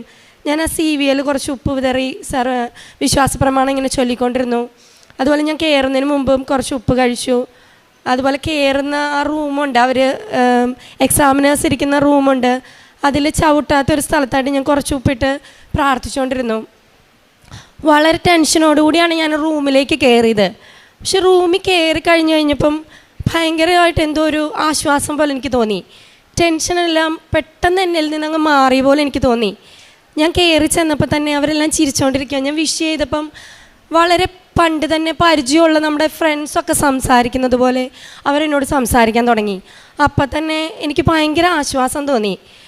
വളരെ കാര്യമായിട്ടുള്ള രീതിയിൽ എന്തുകൊണ്ട് വിശേഷം, അപ്പം ഞാൻ പറഞ്ഞു സുഖമായിട്ടിരിക്കുന്നു, എത്ര വർഷമായിട്ട് വർക്ക് ചെയ്യുന്നു? ഞാൻ പറഞ്ഞു എനിക്ക് 9 വർഷമായിട്ട് ഗ്യാപ്പാണ്. അപ്പം എല്ലാമൊക്കെ അറിയാമോ? ഞാൻ പറഞ്ഞു കുറച്ചൊക്കെ അറിയാം. കുറച്ചൊക്കെ അറിയത്തുള്ളോ എന്നുള്ള രീതിയിലൊക്കെ അവർ ചോദിക്കാൻ തുടങ്ങി. അപ്പം ഞാൻ പറഞ്ഞു കുറച്ചൊക്കെ അറിയാവുള്ളൂ എന്ന് പറഞ്ഞു. അപ്പോൾ ഒരു 2-3 ക്വസ്റ്റ്യൻ ചോദിച്ചു. അത് ഏകദേശം എനിക്ക് അറിയാവുന്നതായിരുന്നു, കാരണം നേരത്തെ ഉള്ള ആൾക്കാരോട് ചോദിച്ച് ആ ക്വസ്റ്റ്യനൊക്കെ ഞാൻ ചോദിച്ച് വെച്ചിരുന്നതുകൊണ്ട് ആ സെയിം ക്വസ്റ്റ്യൻ ആയിരുന്നുകൊണ്ട് എനിക്ക് അതൊക്കെ ഏകദേശം പറയാനൊത്തു. ഒരെണ്ണം ചോദിച്ചത് ഞാൻ കുറച്ച് പറഞ്ഞപ്പോൾ അവർ തന്നെ ബാക്കി എനിക്ക് പൂരിപ്പിച്ച് തന്നു ഇന്നതാണെന്ന് പറഞ്ഞിട്ട്. പിന്നെ അവർ ചോദിച്ച വീട്ടിൽ ആരുണ്ട്, ഹസ്ബൻഡ് എന്ത് ചെയ്യുന്നു? അപ്പോൾ ഞാൻ പറഞ്ഞു 108 ആംബുലൻസിലാണ് ആൾ വർക്ക് ചെയ്യുന്നത്. പിന്നെ അവർ ചോദിച്ച മുഴുവൻ അതിനെക്കുറിച്ചായിരുന്നു. അപ്പോൾ എനിക്ക് ആൾ വന്ന കാര്യങ്ങൾ വീട്ടിൽ ആംബുലൻസിനെ കുറിച്ചും ആൾക്കാരെയൊക്കെ കൊണ്ടുപോകുന്നതും അതിൻ്റെ പ്രവർത്തനങ്ങളും ഒക്കെ പറയുന്നതുകൊണ്ട് എനിക്ക് അതെല്ലാം കാണാപ്പാടായിരുന്നു എല്ലാ കാര്യങ്ങളും. അപ്പോൾ ഞാനതൊക്കെ വിവരിച്ചപ്പോൾ അവർ വളരെ ഇൻട്രസ്റ്റോടെ കേൾക്കുകയും അതിനെക്കുറിച്ചുള്ള ക്വസ്റ്റ്യൻസായി. പിന്നെ അപ്പോൾ എന്നോട് ചോദിച്ചു, നീ പോകുന്ന മേഖലയിൽ ഒരു പേഷ്യൻറ്റിന് വയ്യാതെ വന്നാൽ നീ ഇതുപോലെ 108 ആംബുലൻസ് വിളിച്ച് വിടുകയൊക്കെ ചെയ്യുമോ? ഞാൻ പറഞ്ഞു ഉറപ്പായിട്ടും ഞാൻ ചെയ്യും. അങ്ങനെയാണെങ്കിൽ നിനക്ക് ഈ ജോലി കിട്ടിയാൽ നീ ചെയ്യുമോ? ഞാൻ പറഞ്ഞു ഉറപ്പായിട്ടും ചെയ്യുമെന്ന് പറഞ്ഞു. അങ്ങനെയാണെങ്കിൽ ഓക്കെ എന്ന് പറഞ്ഞു. അങ്ങനെ എൻ്റെ ഇൻ്റർവ്യൂ സെക്ഷൻ അവസാനിച്ചു. ഞാൻ വളരെ ഫ്രീ ആയിട്ട് ഇറങ്ങിപ്പോന്നു. ഞാൻ പുറത്ത് വന്നപ്പോൾ അവിടെ ഇരുന്ന എല്ലാവരോടും ബാക്കിയുള്ള എല്ലാവരോടും ഞാൻ പറഞ്ഞു വളരെ നല്ല ഇൻ്റർവ്യൂ ആയിരുന്നു കേട്ടോ. എനിക്ക് തോന്നുന്നു ഞാൻ മാത്രമാണ് അങ്ങനെ എല്ലാവരോടും പറഞ്ഞിട്ട് വന്നത്. ബാക്കി ഇറങ്ങി എല്ലാവരും വളരെ ടെൻഷനിലായിരുന്നു പോയത്, ഭയങ്കര പാടായിരുന്നു എന്ന് പറഞ്ഞിട്ട്. ഞാൻ ഇറങ്ങിയപ്പോൾ തന്നെ എല്ലാവരോടും പറഞ്ഞു വളരെ നല്ല ഇൻ്റർവ്യൂ ആയിരുന്നു, വലിയ ടഫായിട്ടൊന്നും ചോദിക്കുന്നില്ല, നമുക്കറിയാവുന്നതൊക്കെ അവർ ചോദിക്കുന്നു എന്നുള്ളൂ എന്നൊക്കെ പറഞ്ഞു പോന്നു. അങ്ങനെ 1 മാസം കഴിഞ്ഞപ്പോൾ എനിക്ക് അപ്പോയിൻമെൻ്റ് ലെറ്റർ വന്നു. അതിൽ എനിക്ക് ആദ്യം വന്നതൊരു ദൂരെ സ്ഥലത്തേക്കായിരുന്നു. അപ്പോൾ ഞാൻ അവരോട് പറഞ്ഞു എനിക്ക് ഇച്ചിരി ദൂരെ കൂടുതലാണ് പോകാനായിട്ട്. അപ്പോൾ അവർ പറഞ്ഞു ഓക്കെ എന്ന് പറഞ്ഞു വെച്ചു. പിന്നെ കുറച്ച് ദിവസം കഴിഞ്ഞ് വീണ്ടും വിളിച്ചു. എനിക്ക് അടുത്തുള്ള ഒരു സ്ഥലം തന്നെ അപ്പോയിൻമെൻറ്റ് കിട്ടി, വരവൂരെന്ന് പറയുന്നത്. അവിടെ ഞാൻ സ്റ്റാഫായിട്ട് ജോയിൻ ചെയ്തു. അതിൽ എനിക്ക് പറയാനുള്ളത്, എനിക്ക് ഈ ജോലി കിട്ടിയത് തന്നെ എൻ്റെ ഈ ജോലി തന്നെ ഒരു കാരുണ്യ പ്രവൃത്തിയായിട്ട് എനിക്ക് ചെയ്യാൻ പറ്റുന്ന ഒരു ജോലിയാണ് മാതാവ് തന്നത്. അതായത് എനിക്ക് ചെയ്യേണ്ട ഒരു ഇതെന്ന് പറഞ്ഞാൽ പ്രയോറിറ്റി വിസിറ്റ് എന്ന് പറയുന്നൊരിതാണ്. അതായത് നമുക്ക് വീടുകളിൽ പോയിട്ട് രോഗികളായിരിക്കുന്നവരെയും പ്രായമായവരെയും കണ്ട് അവരുടെ BP ഷുഗറൊക്കെ എടുക്കുക, അവരുടെ സുഖവിവരങ്ങൾ അന്വേഷിക്കുക, അതൊക്കെയാണ് എൻ്റെ ജോലി. അപ്പോൾ എനിക്ക് തോന്നി ഇത് മാതാവ് എനിക്കായിട്ട് കനിഞ്ഞു തന്നൊരു ഇതാണ്. കാരണം ഹസ്ബൻഡ് മിക്കവാറും കാരുണ്യ പ്രവൃത്തിയുടെ ഭാഗമായിട്ട് പീസ് ഹോമിലൊക്കെ പോകാറുണ്ട്. ഞങ്ങളും പോകാറുണ്ട്, ഞങ്ങൾ 3 കൂടെയാണ് പോകാറ്. പലപ്പോഴും സാധിക്കാറില്ല എനിക്ക് പോകാൻ. അപ്പോൾ ഈ ജോലി മാതാവായിട്ട് കനിഞ്ഞു തന്നതാണ്, കാരുണ്യ പ്രവൃത്തി ചെയ്യാൻ. അപ്പോൾ എന്നും എനിക്ക് കാരുണ്യ പ്രവൃത്തി ചെയ്യാൻ സാധിക്കുന്നുണ്ട് എൻ്റെ ഈ ജോലിയിലൂടെ. എന്നും വയസ്സായ അമ്മമാരെ കാണാനും അപ്പന്മാരെ കാണാനും എല്ലാവരുടെയും സുഖവിവരങ്ങളൊക്കെ അന്വേഷിക്കാനും ഒക്കെ എനിക്ക് സാധിക്കുന്നുണ്ട്. അപ്പോൾ അമ്മ ഇന്ന് തന്ന ഈ വലിയ അനുഗ്രഹത്തിന് ഞാൻ ഒരുപാട് നന്ദി പറയുന്നു. അതുപോലെ മോൻ്റെ സ്കൂൾ ടൈം കഴിയുമ്പോൾ തന്നെ എനിക്കും വീട്ടിലെത്താൻ സാധിക്കുന്നുണ്ട്. അവനെ സ്കൂളിൽ വിട്ടിട്ട് ജോലിക്ക് പോകാനും അവൻ വരുന്ന കൂടെ എനിക്ക് വരാനും സാധിക്കുന്നുണ്ട്. ഇത്രയൊക്കെ അനുഗ്രഹം തന്ന മാതാവിന് 1000 ഈശോയ്ക്കും 1000 നന്ദി പറയുന്നു. യേശുവെ നന്ദി, യേശുവെ സ്തുതി. ഈ മാസം ഞാൻ ഉടമ്പടി പുതുക്കാനായി 3ാമത്തെ തവണ ഉടമ്പടി പുതുക്കാനായിട്ട് വരുന്നതിന് മുമ്പ് ഈ മാസം 2-ാം തീയതി, ഞാൻ 11-ാം തീയതിയാണ് 3ാമത് ഉടമ്പടി പുതുക്കാൻ വന്നത്. ഉറക്കക്കുറവുള്ളതുകൊണ്ട് കുറച്ച് മറവിയും കാര്യങ്ങളൊക്കെ ഉണ്ട്. അപ്പോൾ അന്ന് ഞാൻ ഡ്യൂട്ടി കഴിഞ്ഞ് ഇറങ്ങിയിട്ട് എനിക്ക് വീട്ടിലേക്ക് പോകാൻ പറ്റാത്തൊരവസ്ഥയായിരുന്നു. ശരിക്കും പറഞ്ഞാൽ നമ്മൾ ഇക്ഷ ഇണ്ണ വരയ്ക്കുമെന്ന് പറയുന്നൊരവസ്ഥ. ബെഡിലേക്ക് കയറാനും ബെഡിൽ നിന്ന് ഇറങ്ങാനും എനിക്ക് പറ്റാത്ത അവസ്ഥ. ലാസ്റ്റ് ഞാൻ വീട്ടിൽ ഒരു ബെൽറ്റ് വാങ്ങിച്ച് വെച്ചിട്ടുണ്ട്, നമ്മൾ നടുവിന് കെട്ടുന്ന ബെൽറ്റ്. അത് വാങ്ങിച്ച് അത് ഇട്ടതിന് ശേഷമാണ് ഞാൻ എങ്ങോട്ടെങ്കിലും പോകാൻ പോകുന്നത്. നമ്മുടെ വീട്ടിൽ നിന്ന് വടക്കാഞ്ചേരി സെൻറ്റ് ഫ്രാൻസിസ് സേവിയർ ഫൊറോന ഇടവകയാണ് ഞങ്ങളുടെ. 250 മീറ്ററേ ഉള്ളൂ വീട്ടിൽ നിന്ന് പള്ളിയിലേക്ക് പോകാൻ. അപ്പോൾ ഞങ്ങൾ താമസിക്കുന്നത് ഫസ്റ്റ് ഫ്ലോറിലായതുകൊണ്ട് അവിടുന്ന് ഒരു സ്റ്റെപ്പ് പോലും ഇറങ്ങാൻ പറ്റില്ല, എനിക്ക് പള്ളിയിൽ പോലും പോകാൻ പറ്റാത്തൊരവസ്ഥയായിരുന്നു. പക്ഷേ ഞാൻ ഉടമ്പടി പുതുക്കാനായിട്ട്, മൂന്നാമത്തെ ഉടമ്പടി പുതുക്കാനായിട്ട് ഇവിടെ വന്നത് ബെൽറ്റ് കെട്ടിക്കൊണ്ടാണ്. ഈ ഉപ്പ് കഴിക്കുക, തേൻ, അതുപോലെ തന്നെ ഉടമ്പടി തൈലം നടുവിനെ പുരട്ടി വിശ്വാസപ്രമാണം ചെല്ലുക. ഞാനിവിടെ വളരെ ബുദ്ധിമുട്ടിയാണ് വന്നത്. എന്നിട്ട് ഞാനിവിടെ നിന്ന് തിരിച്ചു പോകുന്ന എൻ്റെ ബെൽറ്റ് അഴിച്ച് ബാഗിൽ വെച്ചുകൊണ്ടാണ്. അന്ന് മുതൽ ഇന്ന് വരെ ഞാൻ യാതൊരു മരുന്നും കഴിച്ചിട്ടില്ല. പെയിൻ കില്ലർ കഴിക്കേണ്ട അവസ്ഥയാണ്. കാരണം നടുവിന് എന്തോ കുത്തുന്ന പോലുള്ളൊരു വേദനയാണ് വരുന്നത്. ആ ബെൽറ്റ് കെട്ടിയാൽ തന്നെ ഞാൻ സൈഡ് ചരിഞ്ഞ് 2 കൈ കുത്തി പതുക്കെ സ്റ്റെപ്പ് ബൈ സ്റ്റെപ്പായിട്ട് കൈ കുത്തി എഴുന്നേറ്റാലാണ്, അവിടെ ടേബിൾ വലിച്ചിട്ടിട്ടുണ്ട്, അതേലും കൂടെ പിടിച്ചാലായിരുന്നു എനിക്ക് എഴുന്നേക്കാൻ പറ്റുക. അപ്പോൾ അതിൽ നിന്ന് എനിക്ക് ഉടമ്പടി വസ്തുക്കൾ ഉപയോഗിച്ചതിന് സൗഖ്യം കിട്ടി. മൂന്നാമത്തെ സാക്ഷ്യം എന്ന് പറഞ്ഞാൽ, നമ്മൾ ഓൺലൈന് ധ്യാനം കൂടുമ്പോഴേക്കും ഉണ്ടായ ഒരു അനുഭവമാണ്. ഞാൻ എപ്പോൾ ഓൺലൈൻ ധ്യാനം കൂടിയാലും, കാരണം 24 മണിക്കൂർ ആംബുലൻസ് സർവീസ് ആയതുകൊണ്ട് എപ്പോൾ വേണമെങ്കിലും വിളി വരാം. ചില ദിവസങ്ങളിൽ നമുക്ക് ഉറങ്ങാൻ പോലും പറ്റാറില്ല. അപ്പോൾ വെളുപ്പിനെയൊക്കെ പോയിട്ട് വന്നു കഴിയുമ്പോഴേക്കും ഞാൻ രാവിലത്തെ പ്രാർത്ഥന ചൊല്ലി അത് കഴിഞ്ഞ് രാവിലെ തന്നെ ധ്യാനം കൂടും. അപ്പോൾ സ്ഥിരമായിട്ട് ധ്യാനം കൂടുമ്പോൾ ഉറങ്ങുന്നൊരു പ്രശ്നം എനിക്കുണ്ടായിരുന്നു. അപ്പോൾ അച്ഛൻ ധ്യാനം കൂടുമ്പോഴേക്കും വിളിക്കുന്നൊരു വിളിയുണ്ട്, അതുപോലെ അല്പം ഒച്ചത്തിലാണ് വിളിക്കുന്നത്. ദൈവവേദലേ എന്നൊരു വിളിക്കും. ആ വിളിയിൽ ഞാൻ എന്തോന്നും പറഞ്ഞ് ഞെട്ടി എഴുന്നേറ്റു. അപ്പോൾ അച്ഛൻ അത്രയും ദൈവവേദലയെന്ന് മാത്രമേ വിളിച്ചുള്ളൂ. അത് കഴിഞ്ഞപ്പോഴേക്കും എൻ്റെ ഉള്ളിൽ നിന്ന് പറഞ്ഞു, ഇനി ഉറങ്ങരുത്. അന്നതിന് ശേഷം മുതൽ പിന്നെ എത്ര ഓൺലൈൻ ധ്യാനം കൂടിയാലും ഉറക്കമെന്ന് പറയുന്നത് എനിക്ക് ഈ നിമിഷം വരെ ഉണ്ടായിട്ടില്ല. ഇന്ന് രാവിലെയും കൂടെ ഞാൻ ധ്യാനം കൂടിക്കൊണ്ടാണ് ട്രെയിനിൽ പോകുന്നത്. നാലാമത്തെ സാക്ഷ്യം എന്ന് പറഞ്ഞാൽ, അന്ന് ഉടമ്പടി പുതുക്കാൻ വേണ്ടിയിട്ട് ഈ മാസം 11-ാം തീയതി 5 മണിക്ക് അലാറം വെച്ചു. അപ്പോൾ വടക്കാഞ്ചേരിയിൽ നിന്ന് രാവിലെ 6:15 6:30 ട്രെയിനിനാണ്, ആലപ്പുഴ വരെയുള്ള ട്രെയിനിനാണ് ഞാൻ വരുന്നത്. അന്ന് 6 മണിയായിട്ടും ഞാൻ എഴുന്നേറ്റിട്ടില്ല. അപ്പോൾ എന്നെ തട്ടി എഴുന്നേപ്പിച്ചു, എഴുന്നേക്ക് നിനക്കിന്ന് പോകണ്ടേ എന്ന് ചോദിച്ചു. എവിടേക്കാണ് പോകേണ്ടതെന്നൊന്നും അറിയില്ല, ഞാൻ ചാടി എഴുന്നേറ്റു. അത് കഴിഞ്ഞപ്പോഴേക്കുമാണ് ഞാൻ ബാഗെല്ലാം തലേദിവസം റെഡിയാക്കി വെച്ചേക്കുന്നത്. ഞാനിനി വിളിച്ചത് എനിക്ക് പരിചയമില്ലാത്ത ഒരാളാണ്, ഒരു സാരി ഉടുത്ത ആൾ. എൻ്റെ ഭാര്യ സാരി ഉടുക്കാറില്ല. അന്ന് ഞാനും വൈഫും മോനും മാത്രമേ വീട്ടിലുള്ളൂ, ഞങ്ങൾ 3 പേരും അവിടെ താമസിക്കുന്നത്. അപ്പം ഞാൻ ഇവളോട് ചോദിച്ചു, എന്നെ വിളിച്ചായിരുന്നോ? ഇല്ല. നിങ്ങൾ പോകാൻ നേരത്ത് വിളിക്കാമെന്നല്ലേ പറഞ്ഞത്, ഡോറടയ്ക്കാൻ? ഇല്ല. അപ്പം എനിക്കൊരു സംശയം വന്നു, ഇത് മാതാവ് എന്നെ വിളിച്ചതായിരിക്കും. കാരണം ഒരു ഗ്യാപ്പ് പോലും ഇട്ട് ഞാൻ ഇതുവരെ ഉടമ്പടി പുതുക്കാൻ വന്നിട്ടില്ല. ഇന്നിപ്പോൾ നാളെയാണ് ഉടമ്പടി പുതുക്കണമെങ്കിൽ ആ ഡേറ്റിന് തന്നെ വരും. കാരണം എൻ്റെ ജോലിയിൽ എപ്പോൾ വേണമെങ്കിലും വിളി വരാം. ഇപ്പോൾ ആർക്കെങ്കിലും വയ്യാണ്ടായിട്ടുണ്ടെങ്കിൽ പെട്ടെന്ന് ഡ്യൂട്ടിക്ക് കയറണമെന്ന് വരാം. അപ്പോൾ ആ ഡേറ്റ് അങ്ങ് മുടങ്ങിപ്പോവും. പിന്നെ ആ വരവിനാണ് ഓരോ മാസവും പുതുക്കാനല്ലാണ്ട് എല്ലാ മാസവും വരാറുണ്ട്. അപ്പോൾ പത്രം മേടിക്കാനായിട്ട് എല്ലാ മാസവും വരും. അപ്പോൾ അന്ന് വന്നപ്പോൾ എനിക്ക് ഈ അനുഭവം ഉണ്ടായി. ഞാൻ മാതാവിനോട് പറഞ്ഞു, മാതാവേ, എന്നെ ഉടമ്പടി പുതുക്കാനായിട്ട് അമ്മയാണ് വിളിച്ചെഴുന്നേൽപ്പിച്ചതെങ്കിൽ എനിക്കൊരടയാളം വേണം. ഇതുവരെ ഞാനൊരു അടയാളം ചോദിച്ചിട്ടില്ല. ഒരുപാട് പേരുടെ സാക്ഷ്യത്തിൽ പറയുന്നുണ്ട് ഒരു അടയാളം വേണമെന്ന്. അപ്പോൾ ഞാൻ ആദ്യമായിട്ട് ചോദിക്കുന്നത്, ബൈബിളിലൊക്കെ അടയാളം ആവശ്യപ്പെടുന്നതിന് ഈശോ ശകാരിക്കുന്നത് നമ്മൾ കണ്ടിട്ടുണ്ട്. നീ എന്ത് അടയാളമാണ് ഞങ്ങളെ കാണിക്കുക എന്നുള്ളത്. അപ്പോൾ ദൈവമേ, മാതാവ്, ഞാൻ ചോദിച്ച തെറ്റാണോ എന്നൊരു കുറ്റബോധം എനിക്കുണ്ട്. അപ്പം അങ്ങനെ മൂന്നാമത്തെ ഉടമ്പടി പുതുക്കാനായിട്ട് വന്ന് ഞാൻ അവിടെ നിൽക്കുമ്പോൾ കൂടുതലും ചേച്ചിമാരാണ് എൻ്റെ ഫ്രണ്ടിൽ, പിന്നെ പുറകിൽ വേറെ ചേട്ടന്മാർ നിൽക്കുന്നു. അപ്പോൾ അങ്ങനെ അവിടെ നമുക്ക് ടോക്കൺ തരുന്ന ചേച്ചി എന്നെ അങ്ങ് വിളിച്ചു, ഒരെണ്ണം എടുക്കാൻ പറഞ്ഞു. അങ്ങനെ എടുത്തപ്പോഴേക്കും എനിക്ക് കിട്ടിയ മാതാവിനെയാണ്. രണ്ടാമത് ഉടമ്പടി പുതുക്കാൻ വന്നപ്പോഴും മാതാവിനെയാണ് കിട്ടിയത്.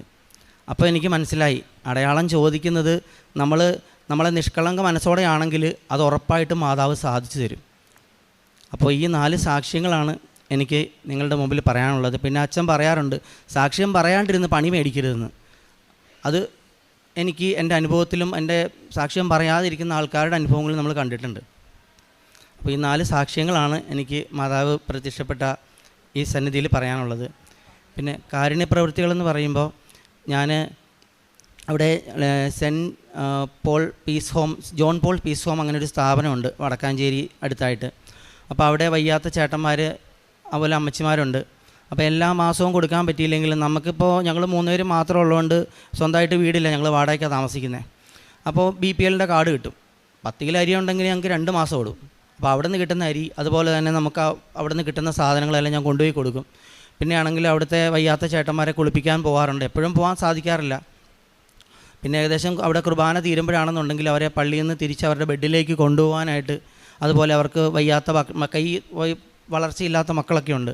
അപ്പോൾ അവർക്ക് ഭക്ഷണം കൊടുക്കാനും അവരുടെ ബൈബിൾ വായിച്ചു കൊടുക്കാനും പോകാറുണ്ട്. പിന്നെ ഇവിടെ നിന്നുള്ള പത്രം ഞാൻ കൊണ്ടുപോയി നടന്നാണ് കൊടുക്കാറ്. അവിടെ എവിടെ പോയാലും വണ്ടിയിൽ പോയി കൊടുക്കുന്ന ശീലമില്ല.